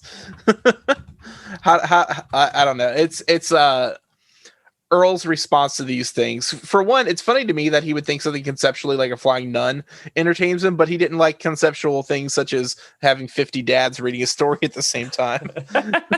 It seems above his mind. Maybe if there were 50 dads who flew, maybe he would like it more. It's fairly arbitrary, but I mean, it was just an opportunity to point at stupid things from TV. The flying. I wasn't there. I wasn't in the business at that time. But even as a kid, I was kind of like, the Flying Nun. She's a nun and she flies. And like, how does that make the story better? How did that get approved? And it was just like, Sally Field is very charming and we like her, and whatever. I mean, and it was also again in that era when there was like Bewitched and I Dream of Jeannie and stuff. Yeah. So My Favorite Martian. So you have these gimmicky shows that have a magical element to them. Maybe this one will work. Yeah, I guess we kind of get like a Doogie Howser thing right after this, essentially, with the whole Dr. Kirk Marcus MD. This is where the Cuddle Bunny gets brought in for the tonsillectomy. Yeah, he's like, all right. And then so Marcus basically like gives his catchphrase or whatever, or he's just like, you got to give him the pajamas. And then Cuddle Bunny's just like, not the pajamas. Or latches onto that as being the most which is funny to me that Earl likes that in general when he has such trouble getting along with Baby on the regular. So he sees it represented. He's like, it's familiar. Yes, he doesn't recognize it, but it amuses him. And again, we're making fun of the fact that this was the hook for the show. Yep. And at the moment we were, selling T-shirts and stuff of the Baby, and toys of the baby saying that. And how annoyed we were as writers that was the takeaway for this show we were writing. Yeah, Stu tells him to find the kid's parents and buy the kid off of him. The baby cuddle bunny does look like a kind of bootleg toy you'd find of baby Sinclair somewhere on the street. Definitely. Like they were just like, it's like a dinosaur baby. Let's just wing it. Well, there were things like that. There were like dinosaur baby toys out there that came out at the same time. Because it always takes time for the legitimate toys to get to market. So once the show was succeeding, we kept going to the toy stores and finding like shitty knockoffs. Yeah, I've seen them on the eBay crop up every now and then. They'll be listed as like Baby Sinclair or Earl Sinclair. I'm like, these look nothing like these characters. These are terrible. Like I have like the Baby Sinclair puppet, like the actual one, like that they sold. But the knockoffs are all really funny to me. I would like to own those now as a part of history. I also like it when Ted's like, so should the baby fly too? And Earl's like, no, it's ridiculous. Babies don't fly, but he could be the doctor. Yeah. It could be the doctor. Sure. And we were making fun of Doogie Howser, which, was fine. But I mean, we're also talking about how a show that seemed fairly legitimate, a show about a doctor, gets perverted into something stupid and gimmicky. Yeah. Because for very arbitrary reasons. Yeah, and then he's just like, put it on at 7:00, and they're like, well, that's when the news is on. They're like, cancel the news? Sure. Lamestream media. Go ahead and cancel. We were already arcing at that point in the story toward this idea that news and information is bullshit, and you need to and that that entertainment product was displacing the valuable information product that was also on television at that time. Yeah, and that's why news on television now is just entertainment product and just commentary and nothing of substance. Exactly. And we get another newspaper with like the baby cuddle bunny is a hit, and like they call Earl like a network genius, and and these are like viewership is up, but then the IQ scores are down. So it's moving at a very rapid pace. Yes. He goes from being a guy at the mall to being a boss at a network to and then he creates a bunch of hit shows, but people are getting stupid, and so the next beat show just slams right into that. Yeah. Things happen in the dinosaur world, and the dinosaurs change in extreme ways very quickly. Yeah. So this is the 8 minutes in when we finally are at the Sinclair household with the family. Amazing. And baby's demanding to watch TV, but he has to play his educational game first until Earl gets home and bumbles into the room. Yeah, he's just like, kids, stop everything, put on the TV.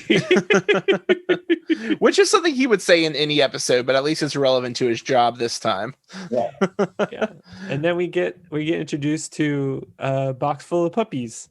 Yeah, which I imagine being those puppies being held by these monsters. Like the guy in the sexual Harris costume and then the Mindy costume. It's just real puppies.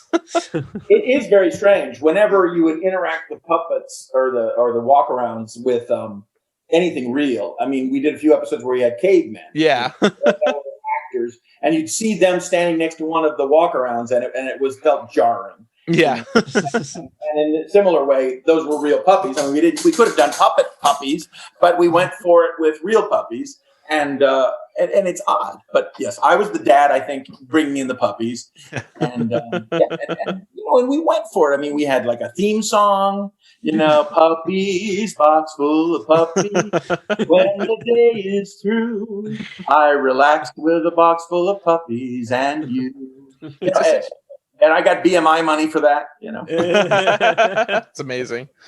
I mean, I support that. I mean, box full of puppies, this really is like YouTube culture now. Is like that's literally like there's YouTube channels that are just giving drunk people a box full of puppies and seeing them enjoy it. Yeah. No, you're right. We were prescient in that respect. Yeah. It's like pornography or something. It's basically stripping away all the artifice and going right to the thing that that stimulates the brain. People like looking at puppies. They want to see people going at it. You know, they want to see violence. They want to see two guys hitting each other with sticks. You know, I mean,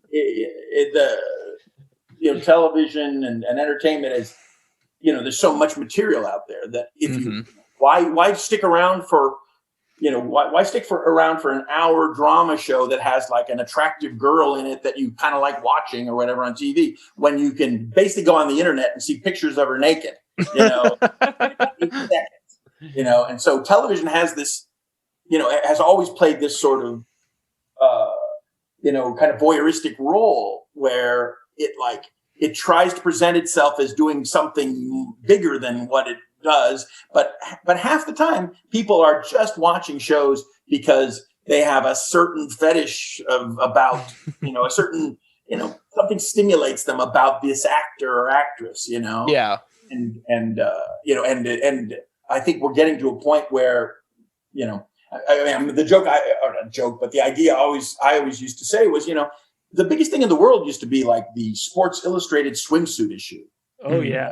Because the tail issue, as it is in Dinosaurs. Yeah, because it's this sort of.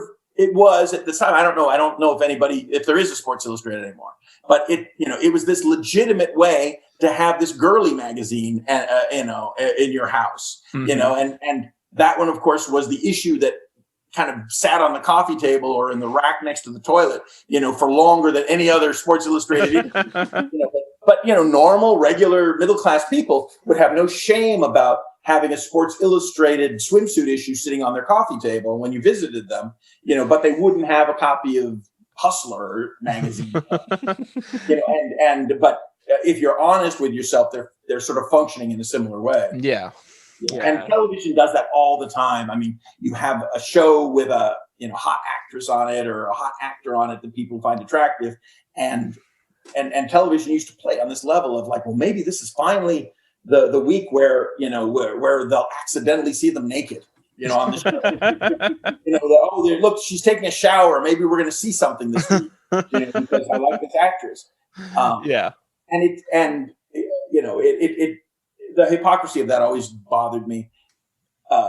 It's this element of it's a legitimate way for people to consume their voyeuristic impulses, Anyway, and the puppy thing is just right there. It's sort of, let's push the puppy button.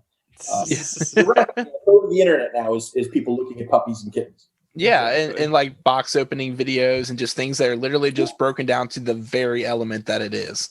But it really calls into question. It's like, what is entertainment? Does entertainment have to be this sort of elaborate blending of elements of music and art and theme and story and character and stuff? Or can you just take those things? I mean, half the reason I'll watch a show like The Nevers on HBO is because of the art direction. Look, the steampunk art direction. It's Victorian London, and they have cool clothes and this stuff. But I can satisfy that same impulse by paging through Pinterest or something. Yeah. I mean, I want to, just type in steampunk, and I can look at pictures of neat stuff that somebody has fashioned, or fan art or whatever. I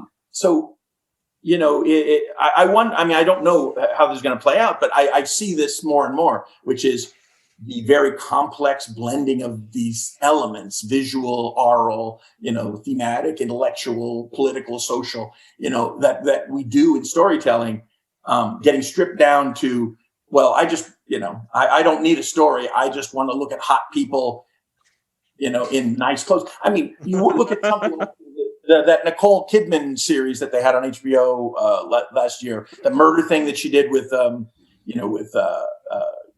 forget what it's called, the Undoing or the whatever, and that was basically a lifestyle porn. That was about rich people living on the Upper East Side of New York, in an amazing townhouse, and she had fabulous clothes, and the murder story was stupid and almost beside the point. It was a chance to see Nicole Kidman and Grant, what's his name? Hugh Grant. Wandering around New York in wonderful winter clothes. And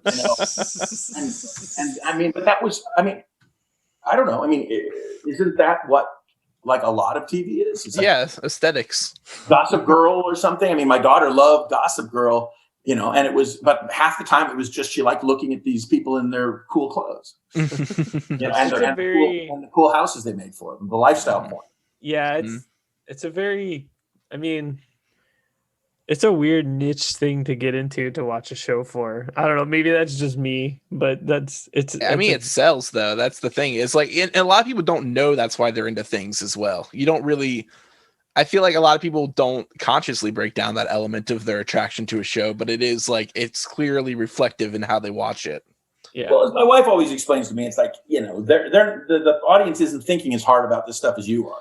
Yeah. The audience has lizard reasons for liking the things that they like on TV, and they don't analyze them. But if you did spend a lot of time unpacking it, you would find that a lot of the time it's like, I don't know, maybe this is the week that hot actress is going to accidentally show her breasts, or I love the look of the 1930s in film noir LA, and so I'm going to watch this particular show or whatever, and I find myself very subject to it. I mean, I watch a lot of British crime dramas, and I find that really relaxing to watch, to watch good British actors, wandering the streets of London trying to figure out who the serial killer is. I'm not quite sure what it is, but they're people I want to spend time with, and and half the time, the stories are stupid and ridiculous, but it's a comfort food for me. Mm-hmm. Yeah, we binged that whole new season of Law and Order SVU. Oh, really? We watched that show so much. And I don't know what it is about that show. I don't know if it there is something about it, that you really like, Yeah. Again, it's probably fine. It's good professional storytelling. The people involved are skilled, but on some level, the reason you pick that as opposed to any of the 7 other Law and Order franchises, or the CSI franchises, or all the Dick Wolf Chicago cop firefighter, so many.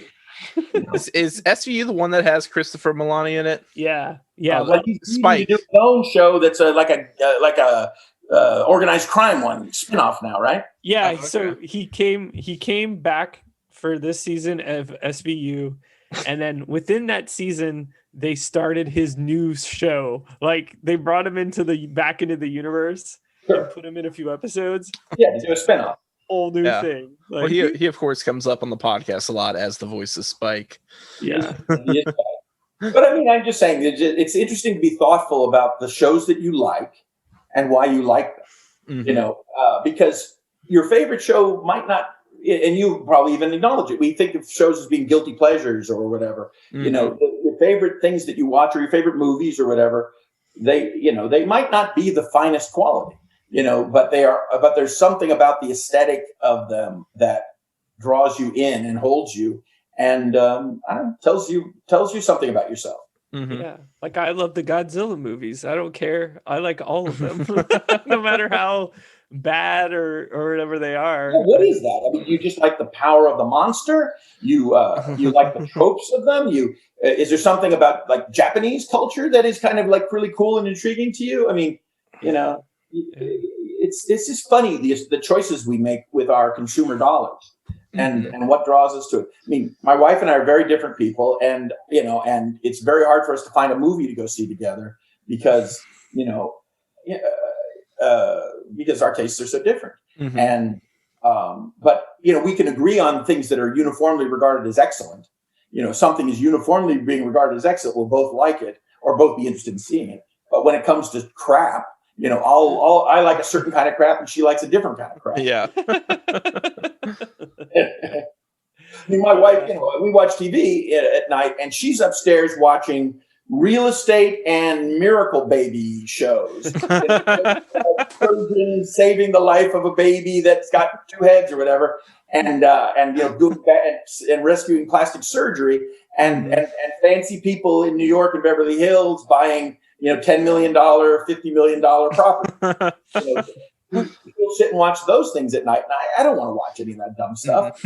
and I'll be downstairs watching Luther, Idris Elba, Yeah. God damn it, London's got another serial killer, and Luther's the only guy who figured it out. We'd actually after we finished Law and Order, we started the reality show The Circle on Netflix. Mm-hmm. Have you all? I don't think Ben has seen it last year with my daughter. She loves reality shows, so she'll any of those dating shows. My daughter likes any of those like kind of sluts on the beach kind of shows. Yeah, like Fuck Island, and Temptation Island, yeah. Cougar Town, is that a thing? British version and an American version, and she watches all that shit. I love The Circle though. Like, I didn't think I would, and then we watched it at a friend's house, and I was like, oh my god!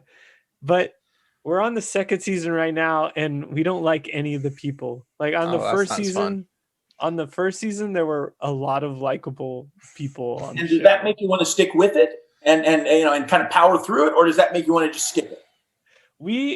We're still watching it. Like we'll see. There so is you're a circle completist.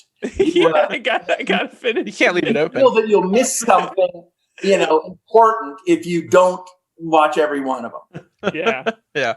Even if you find it distasteful, and you might like sit there, playing Plants vs. Zombies while you're watching it. But I just like the people who are catfishing. I think that's the best part about the show is someone playing someone else. I think that's very funny. Well, that's why the show Catfish was very entertaining. Yeah. You get these people that were like, oh, well, I have a secret relationship with the artist Little Bow Wow. It's like, that's not Little Bow Wow. And you have to know this. You have to know this.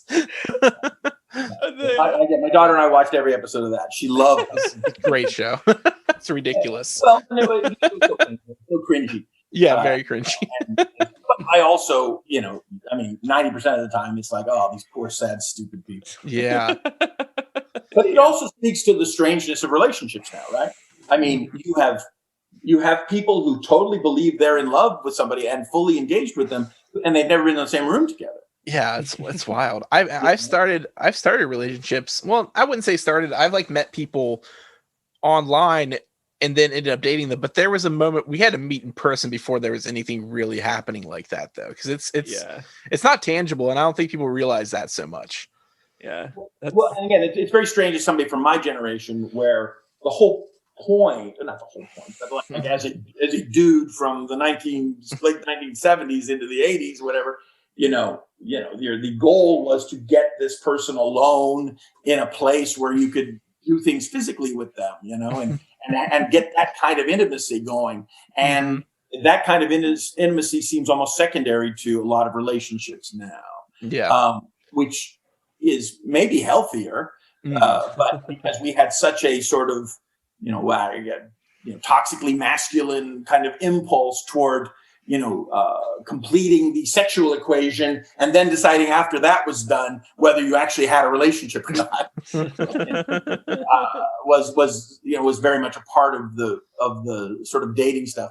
But yes, I've watched my daughter, who's 22, have very strange on-screen relationships with people that she sees very seldom.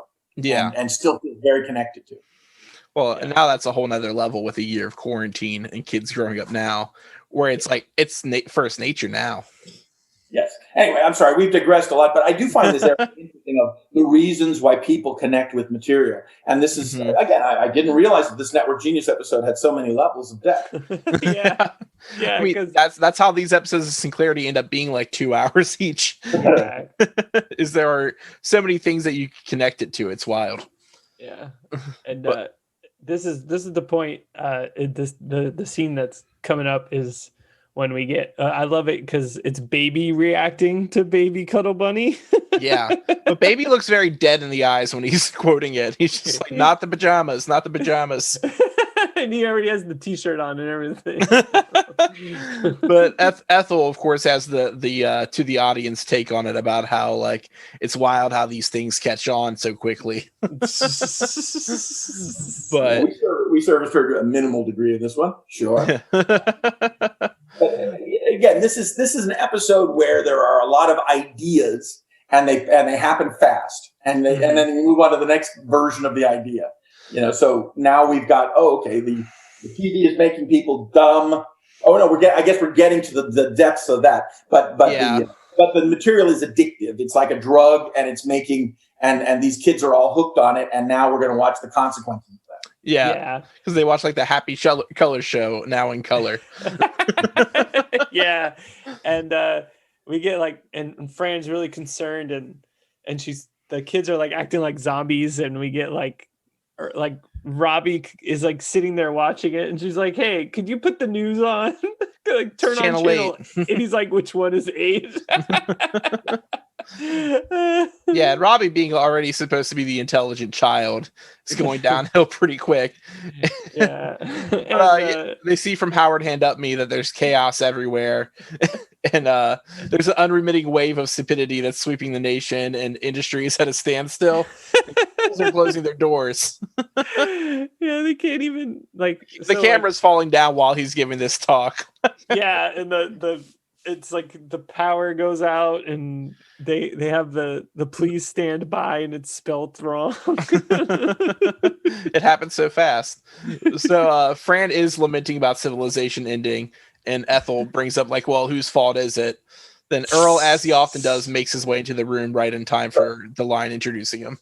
Yeah, like a sitcom. It's the Squiggy Lenny and Squiggy hello moment. Yeah, exactly. The standard trope of that time, right? Was I've never seen anything as ridiculous and stupid as that. Hello, and Lenny and Squiggy would walk into the room.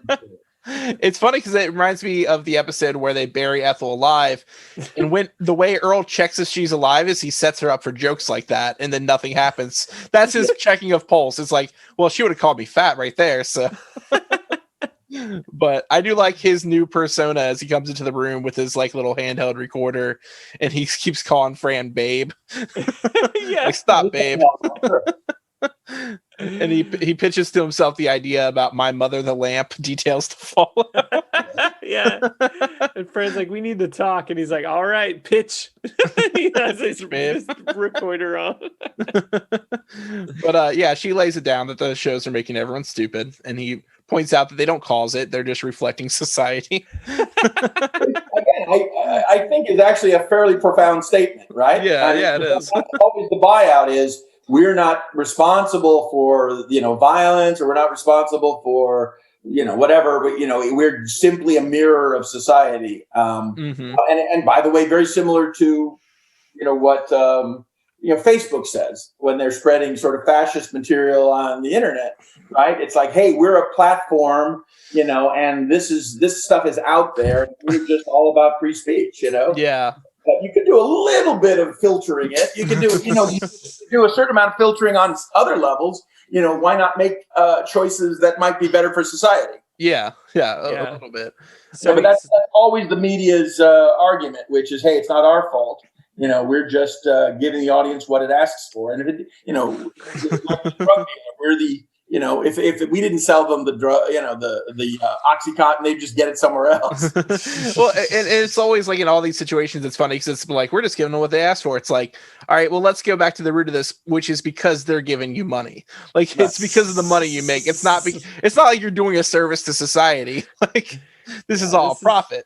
This is the Vince McMahon pitch. Like, it's the Attitude Era. We're just showing you what you all do. Yeah, but yeah, I mean, the whole thing about fascists using Facebook is something that does make me think of like you'll have like Joe Biden or people like opposing Trump will say like, that's not what America is. It's like, but it also is what America is. That's the part we have to deal with. Like, it's sadly it is what it is, and we have to get better. Right, and there is that question of is it right and fair for corporations to kind of play an authoritarian or a kind of a daddy role in this stuff? I mean, and the answer is, I think yes. That they have a sort of corporate responsibility. I mean, as somebody who creates media, I get a lot of notes again on TV shows about parenting and stuff. When the mom on when the mom on Kids Are All Right, hit the kid in the head with a wooden spoon. Gets mad and snaps and hits him in the head. I mean, I had weeks of discussion about that with the people. Because we don't want to model abusing children, but I was like, well, yes, but this is the 1970s and my mom hit me in the head with a wooden spoon a bunch of times, and she didn't love me any less. Whatever. She's got 8 kids and she's trying to deal with a lot of stress. But I mean, are you reflecting something accurate? And is that a fair defense? Or, are people going to see that? And, some kid is going to pick up a wooden spoon and go hit his little brother, because he saw it on the show and we've somehow legitimized mean behavior. These are complicated discussions, but I'm all for the censoring of material that I don't agree with. Yeah, as long as I get to be the one who's right in the situation, but so the demonstrating them being dumb now is that Robbie's report card is full of F's other than the M, which is because the teacher forgot the alphabet midway through. Yeah, and then Charlene calls the house and she's like, she needs a ride home because she can't remember where we live. which Earl does point out she was never the brightest bulb to begin with, which is more just the way they pigeonhole the kids, but still. Because she does excel when she has the opportunity. Right, exactly. I wish we hadn't kept phrasing it as like remember, because it muddles the story. It would have been better if it was sort of like, I can't figure out where I live. They keep it on sort of intelligence as opposed to somehow the television has drained memories away. Yeah. It's a little different processing. She has TV. I'd like to fix that. I'll bring in Sally Struthers and do some voiceover. She's still around. She's still doing cartoon voice. Yeah, she is. Yeah, so it cuts to DNN report. Yeah, and the power just goes out because they forgot how to maintain the electrical grid. Yeah, well, the municipal power. It could not maintain it anymore. And then an official spokesperson was quoted as saying, duh. So, the power shuts off, and Earl's now open to discussing this. Yeah, so we cut to him and Roy at the ABC skyscraper. Which still has power, of course, because they have money. Yeah. That's the last one to lose power. Yeah, and so Earl's trying to come to terms with the fact that he finally finds something he's good at and he ruins society. It's just his luck. And thank God there's a moment where the story slows down a little bit. Yeah. It's another wild sort of story swing where we actually stop and kind of unpack a little bit of what we've seen so far. and he gets to discuss, because this episode is just too busy. I mean, there's just too many things that happen and too many pendulum swings. But yes, Earl gets to discuss that, and it's a fun conversation. He and Roy sort of trying to figure it out. He's finally good at something, but it ruins the world. He's not quite sure, but he knows morally that he should probably reverse course. Yeah, but he doesn't think he's equipped for it because he doesn't know what smart programming is. And that's an interesting idea too. It's like, no, because it's true. It's like he went with his gut. What he liked. What he likes, and now he's trying to figure it out. He's trying to be smart enough to, second guess his own instincts. So yeah. Roy does have a good rule of thumb for intellectual matters, which is essentially if he doesn't get it, it must be the good stuff. Which I think a lot of us feel, Yeah. It's like, Proust, whatever. Werner Herzog. Yeah.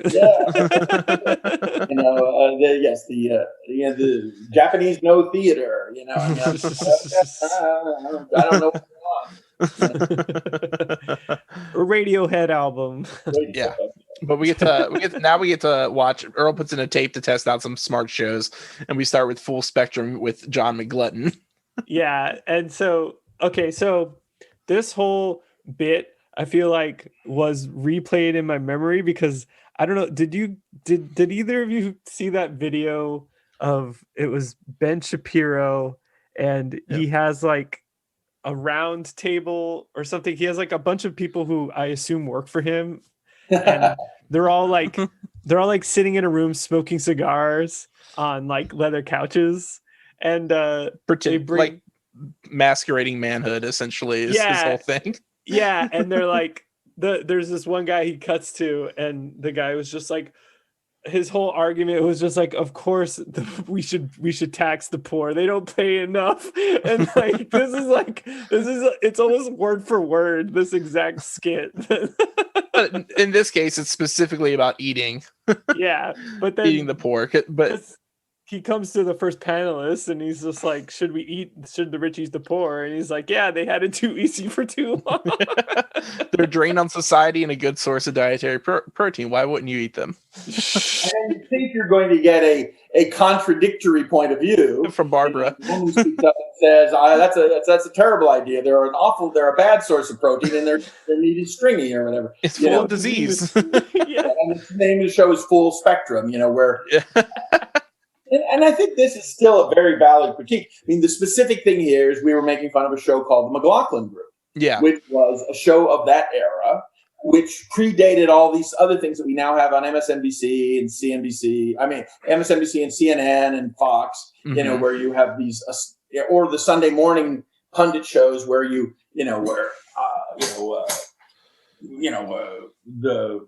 Meet the Press or whatever, and they sort of claim to be presenting the full spectrum of opinion, but they're really basically have 6 Republicans and 2 very conservative Democrats, defending the status quo from all angles. Yeah, all sides of the same idea, of the same viewpoint, with minor sort of tactical disagreements or personality issues, but generally speaking, very rarely, once in a while, you'll see like Katrina vanden Heuvel or somebody on one of these shows, but very rarely do they have like a true leftist on any of these shows.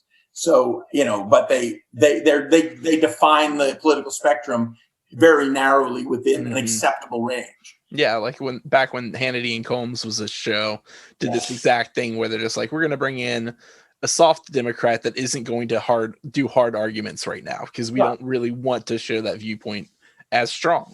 Yes, I don't want to watch Chris Christie and Rahm Emanuel debating whatever Black Lives Matter or something like that. They're not going to have a very enlightened perspective. No.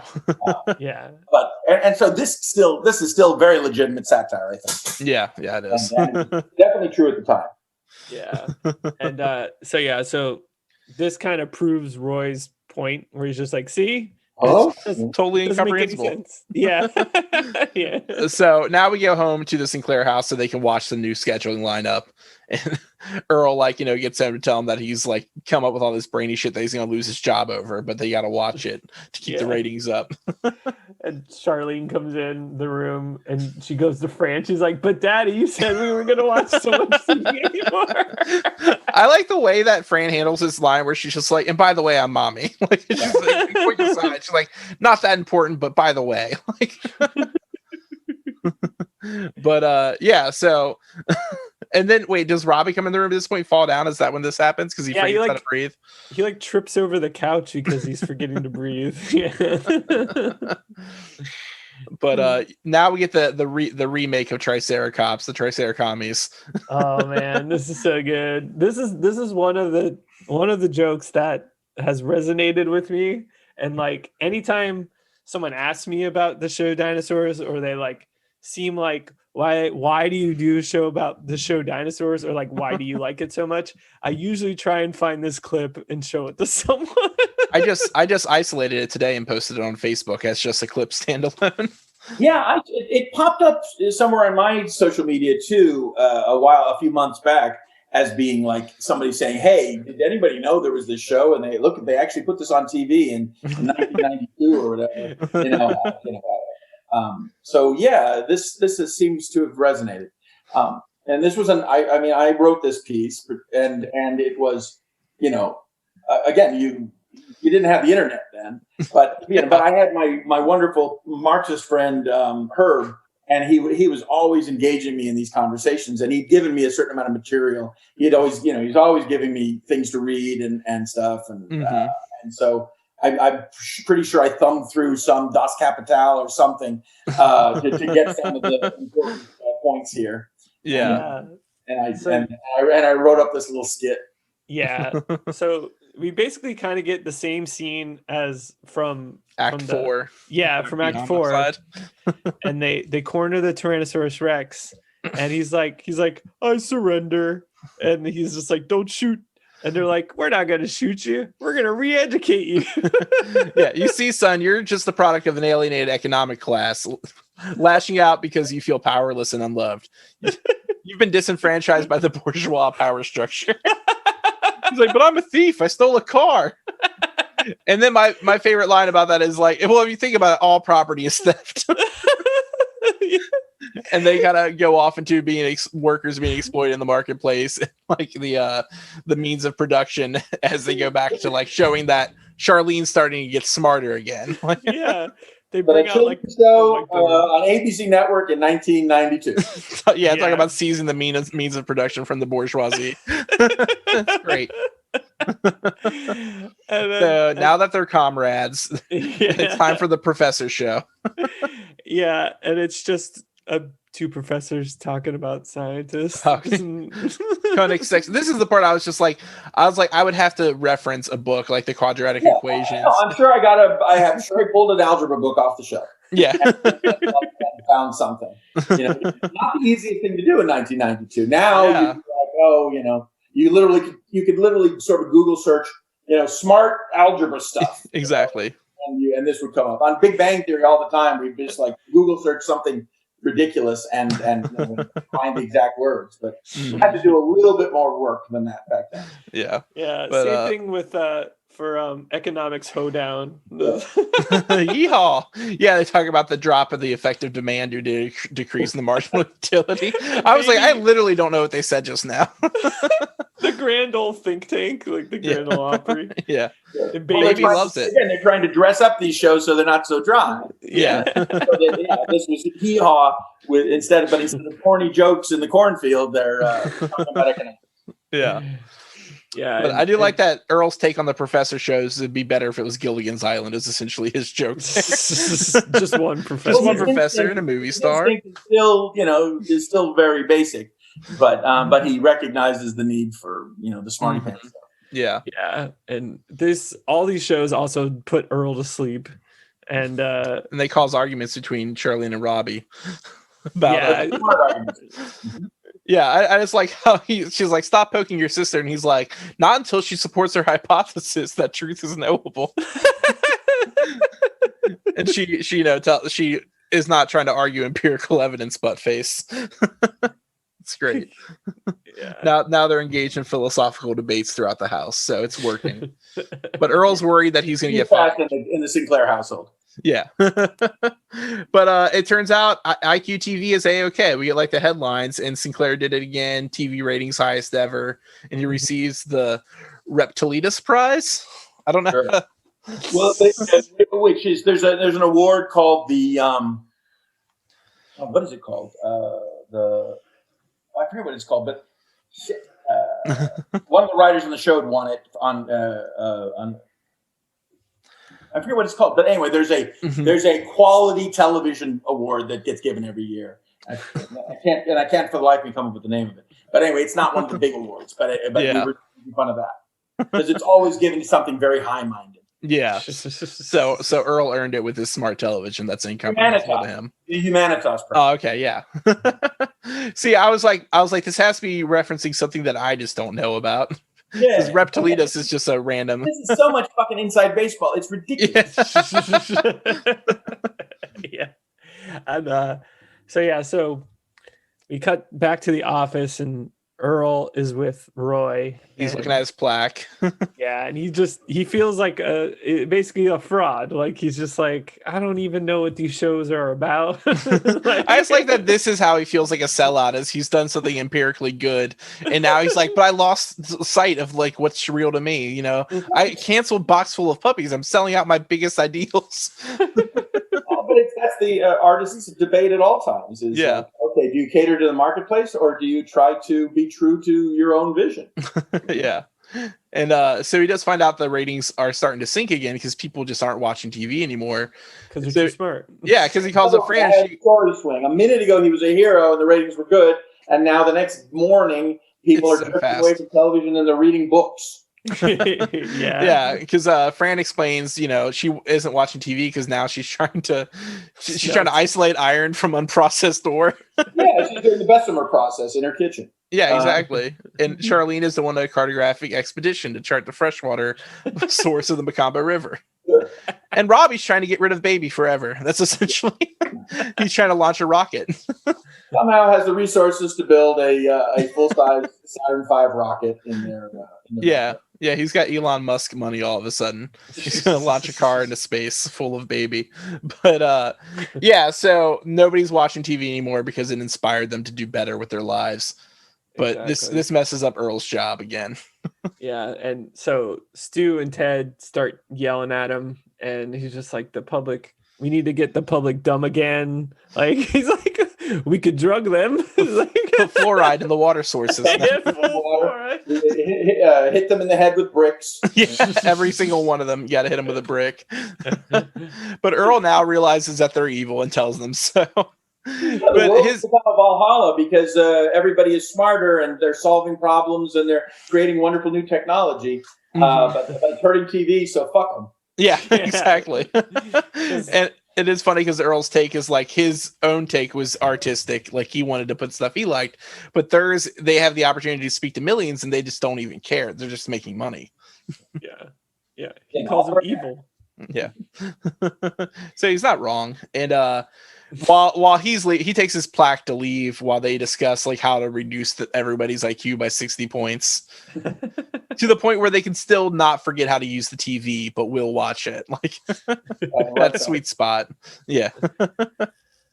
And then we get, so when Earl and Roy are leaving, they start discussing like if we had a book about TV, we could get more people to look at TV. People don't like TV. They now like books. Yeah.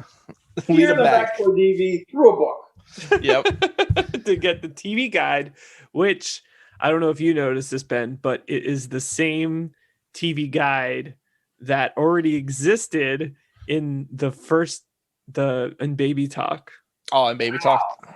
Yeah. So they already had that prop from that episode. Oh yeah. Cutting corners. Yeah. Well, these two episodes are so linked in like the thematic. It makes sense. Yeah, it's the one with Triceratops on the cover. Yeah. But so that was last week's episode was the introduction. Got this one first, and the era was different. It's possible. We've noticed that a few times. Are they in the same season? Are they in the same grouping?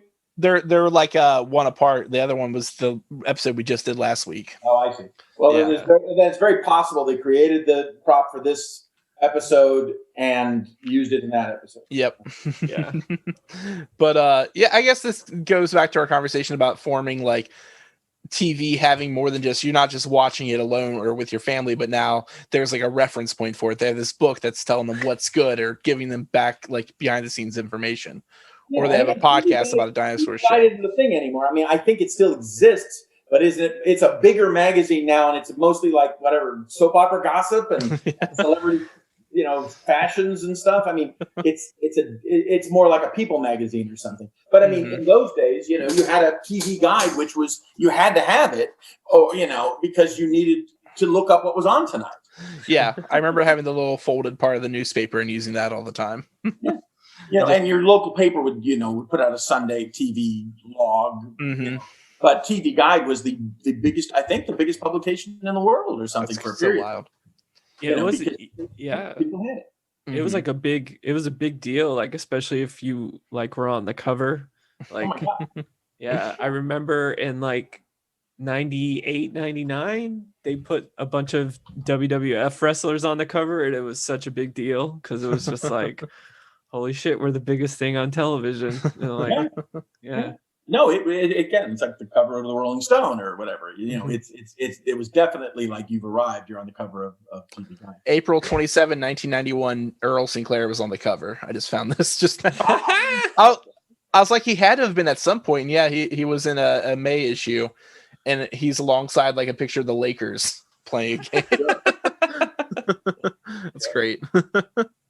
This makes me think of like how Donald Trump had fake issues of Time with him on the cover, hanging up at his golf resort, even though he was on the cover of Time before multiple times. But they didn't say unequivocal nice things about him. Yeah, exactly. So he just had fake ones hanging up at his resorts that he seemed to think were real, or at least whatever. I don't want to talk about Trump ever again. Yeah, actually, ability to self-delude that guy. Yeah. But yeah, TV Guide's invented, and it's just in time because Robbie's getting ready to launch baby into space. Charlene's eating breakfast, sad that it's Saturday because she can't go to school. Which Fran already threatened as a punishment earlier in the episode that they won't get to go to school if they don't behave. Yeah, and baby is launched into space. Yeah, well, while Earl is distracting them because he shows them the TV Guide and the crossword puzzle with the movie stars' names in it. And then they turn the TV back on, probably, right? I mean, yeah, it all culminates in them watching TV again because now they can schedule their whole viewing. And now the baby's gone, though. He's in space. Yeah, I do like how this is the most epitome of baby resentment written into the show is now baby's launched into space. Baby Cuddle Bunny, fuck you. Send him off into space. We made no acknowledgement of how he came back. Nothing. Just a reset. Fuck that guy. But, we made this episode, 3 or 4 years later. Instead of it being like the TV Guide thing, we would have had them all drift toward the internet. I mean, it's sort of like, because that's the reality of what we've seen over the last 25 years or so is, this dominance that network television had in your home, this thing that was what you did every evening for 3 or 4 hours. Yeah. Got traded out for the more versatile entertainment forms that are available on computers. Mm-hmm. And to the extent where you don't even have, you say you don't even have cable TV or network, you don't have regular TV in any form. No, I have a projector that I have on my wall. And that's just hooked up to like Google Fire Stick or whatever, where I can just like watch whatever, Netflix, Hulu. It's I don't have like a Roku thing where you can watch ABC and CBS and stuff, or you don't have any kind of hookup for if you wanted to check in on Man with a Plan or whatever. Something I do have my mom's cable login information, which I believe I can use on the internet to pull up ABC because I've watched wrestling that way with Tim, where you have to log into like the website for FX or whatever it is. I don't remember. Yeah, I have Peacock. That's one thing I have access to. And if you have Hulu, they have a lot of reruns of existing shows. I don't know if you. Oh Hulu. Yeah. I mean, it's not hard, but I'm saying, but it doesn't have everything. I mean, I've still got a very old school setup, because I'm an old person and stuff. I haven't cut my cord yet. I should probably get somebody to look into it so I can save $150 a month or whatever on the cable stuff, because I watch so little of that stuff. Yeah. But I still would like to be able to watch an old movie on Turner Classic Movies when I want to. I basically subscribe to everything and pay all those fees, all the $7 and $8 and $11 a month for all the shit, plus the cable fee. You get everything, and it's probably a stupid waste of money based on what I actually find myself watching on any given day. But whatever, it's a tax deduction for me or whatever. But I'd be curious. I could probably have somebody come to my house and simplify the system to the point where I could save hundreds of dollars. Just through a Roku or a Fire Stick or whatever. Yeah. Just let me know when I'm in town and I'll fix it for you. If somebody is talking about the fact that Elon Musk is going to be on SNL this week, and I want to see what that is. I don't want to have to wait 24 hours for it to pop up on. Yeah.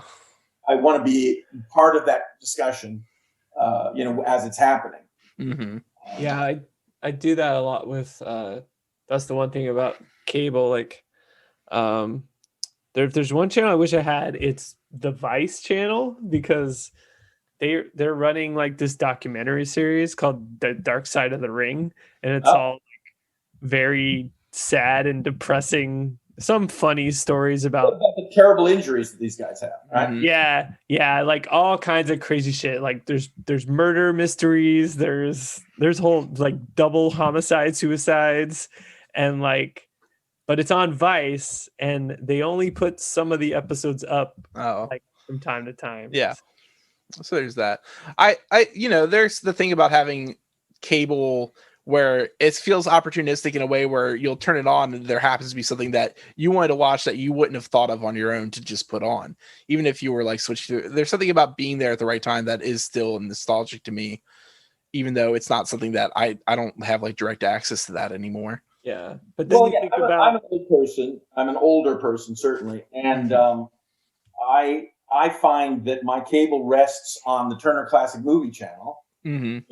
Which isn't just the Thin Man and the Man Who Knew Too Much, Singing in the Rain or whatever.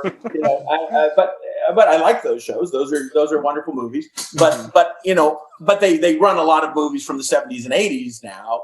I was watching I turned on my TV and Walter Matthau comedy called Hopscotch, where he plays a rogue CIA agent was on last night, and I watched a little of that, and that was really good. I mean, in terms of the the crimes of opportunity, that's a channel that gives me stuff that I'll be interested in almost invariably. Yeah. There'll either be some, old movie that I know pretty well, or some movie with actors that I like, that I haven't seen, and it gives me a chance. And then I'll just push record and I'll store it to my DVR. But that's like almost the only thing I watch on cable. I don't really watch any that, But so I'm saying I'm paying, $150 a month to have access to that. So maybe I could do something smarter with my money. Yeah, maybe I know they have like Hulu TV and stuff like that. Maybe those have like direct access to broadcasting channels, but I don't know. Yeah, and somebody will say, I'll be meeting with a writer, I'll be talking to somebody about a show that they're working on, and it's valuable to say, okay, wait a minute, I'll watch AP Bio tonight. I'll give This Is Us one more try. See if my heartstrings do get tugged at, as opposed to my cynicism gets piqued. Anyway. I think you have a very valid reason to keep cable, though, because it is literally what you do. So it is kind of like, it's just another avenue of being able to access that stuff. Yes, look, it's great. Look, it's great to have the full panoply, but television is changing so much and so rapidly that you want to have a sense of what everything is, but some of it is becoming just so irrelevant. Yeah. Much of what's on the cable channels is so irrelevant. Is there still TNT? Is there still TBS Superstation? Well, they just play the same. They literally just play reruns of the same show for 24-hour blocks. It's not even like an exaggeration. If I look at the schedule right now on any of those channels, it'll be like MTV will say ridiculousness for the next 24 hours. It's like, on 20. It's wild. That's why I couldn't justify getting cable again, because it's now a binge watching device with ads. It's weird for the most part. Networks are probably a little bit different. They still have like ABC, Fox airing things, but the cable channels are getting just wild now. Well, they're just getting phased out. Yeah. Does Disney Channel still exist? There's Disney Plus, and is there also still old school Disney Channel? Yeah, Disney Channel seems to be one that has more of a rotating block of shows too, not just reruns nonstop. I guess it's such a weird self-servicing channel. The shit that they put on there, and the stuff that they put on Disney Plus, and the stuff that they put on Freeform, and also there's Disney Junior, and there's Disney XX, and they have all of this stuff. And they can just keep controlling that marketplace at this point. They just own everything, so it works for them.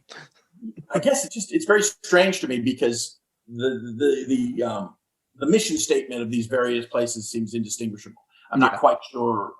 It feels like throwing a lot of stuff against the wall. Mm-hmm. But anyway, once again, I've got too many thoughts.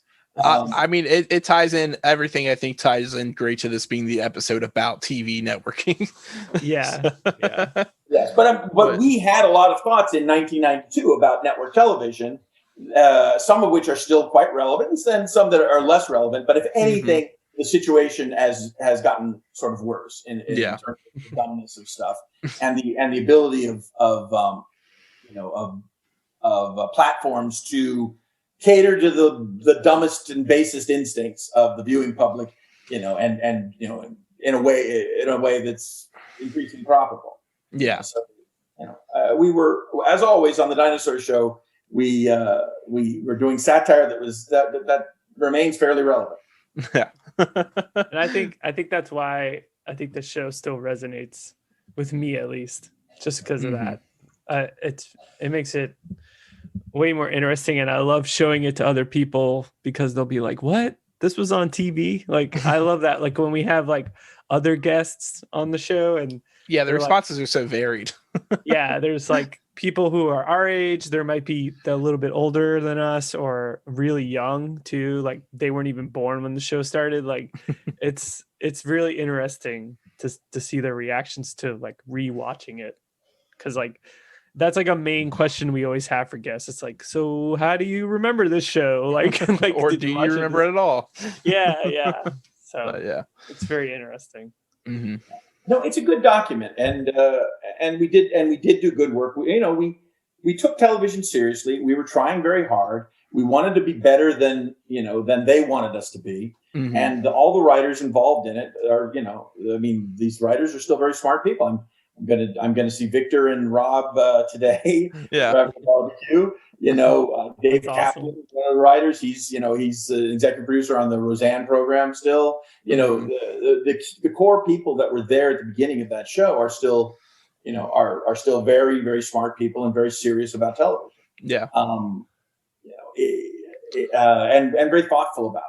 So, thanks for, being as interested in doing and being willing to do this deep dive. I mean, it's not the greatest show that's ever been on. I mean, I think The Simpsons just knocks us out of the park.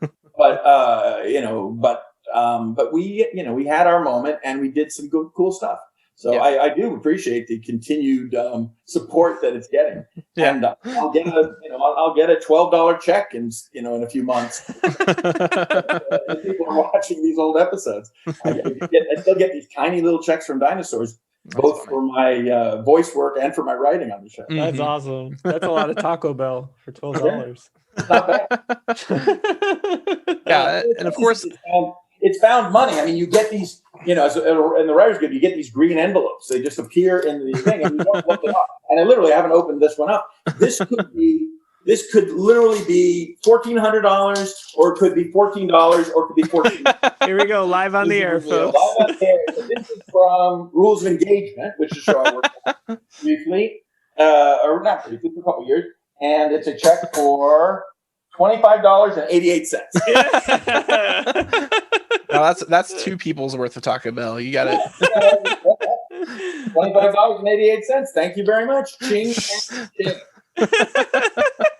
Amazing. You won't hear that anywhere else. Are people watching Rules of Engagement? Where would you find old episodes? It has to be, I guess, Hulu or Netflix. It has to be somewhere. I've never seen it, but I know it exists. I know who's all in it, but I've never watched it. The comedy with David Spade and Patrick Warburton. Yeah, exactly.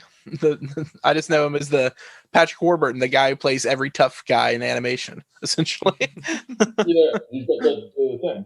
He's got the voice. He's on Seinfeld. Payment in excess of threshold. Yeah, it looks like it's some kind of cable thing or some kind of streaming thing. So it's probably on some service. I'm trying to remember which one. Yeah. But that's somewhere. but once a week, a couple of these arrive, and it's like found money. It's like walking on the sidewalk and finding a 20. Well, we'll keep doing our best to hype up dinosaurs so you can get some of those $25 checks eventually. Yeah. But we've been on for an awfully long time. Yeah. Anything else I can do for you guys?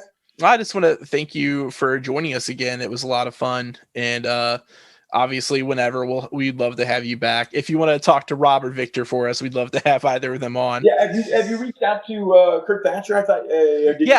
I don't think I had good I don't think I was able to get a hold of him. I think I did it through like a website that had a contact portal.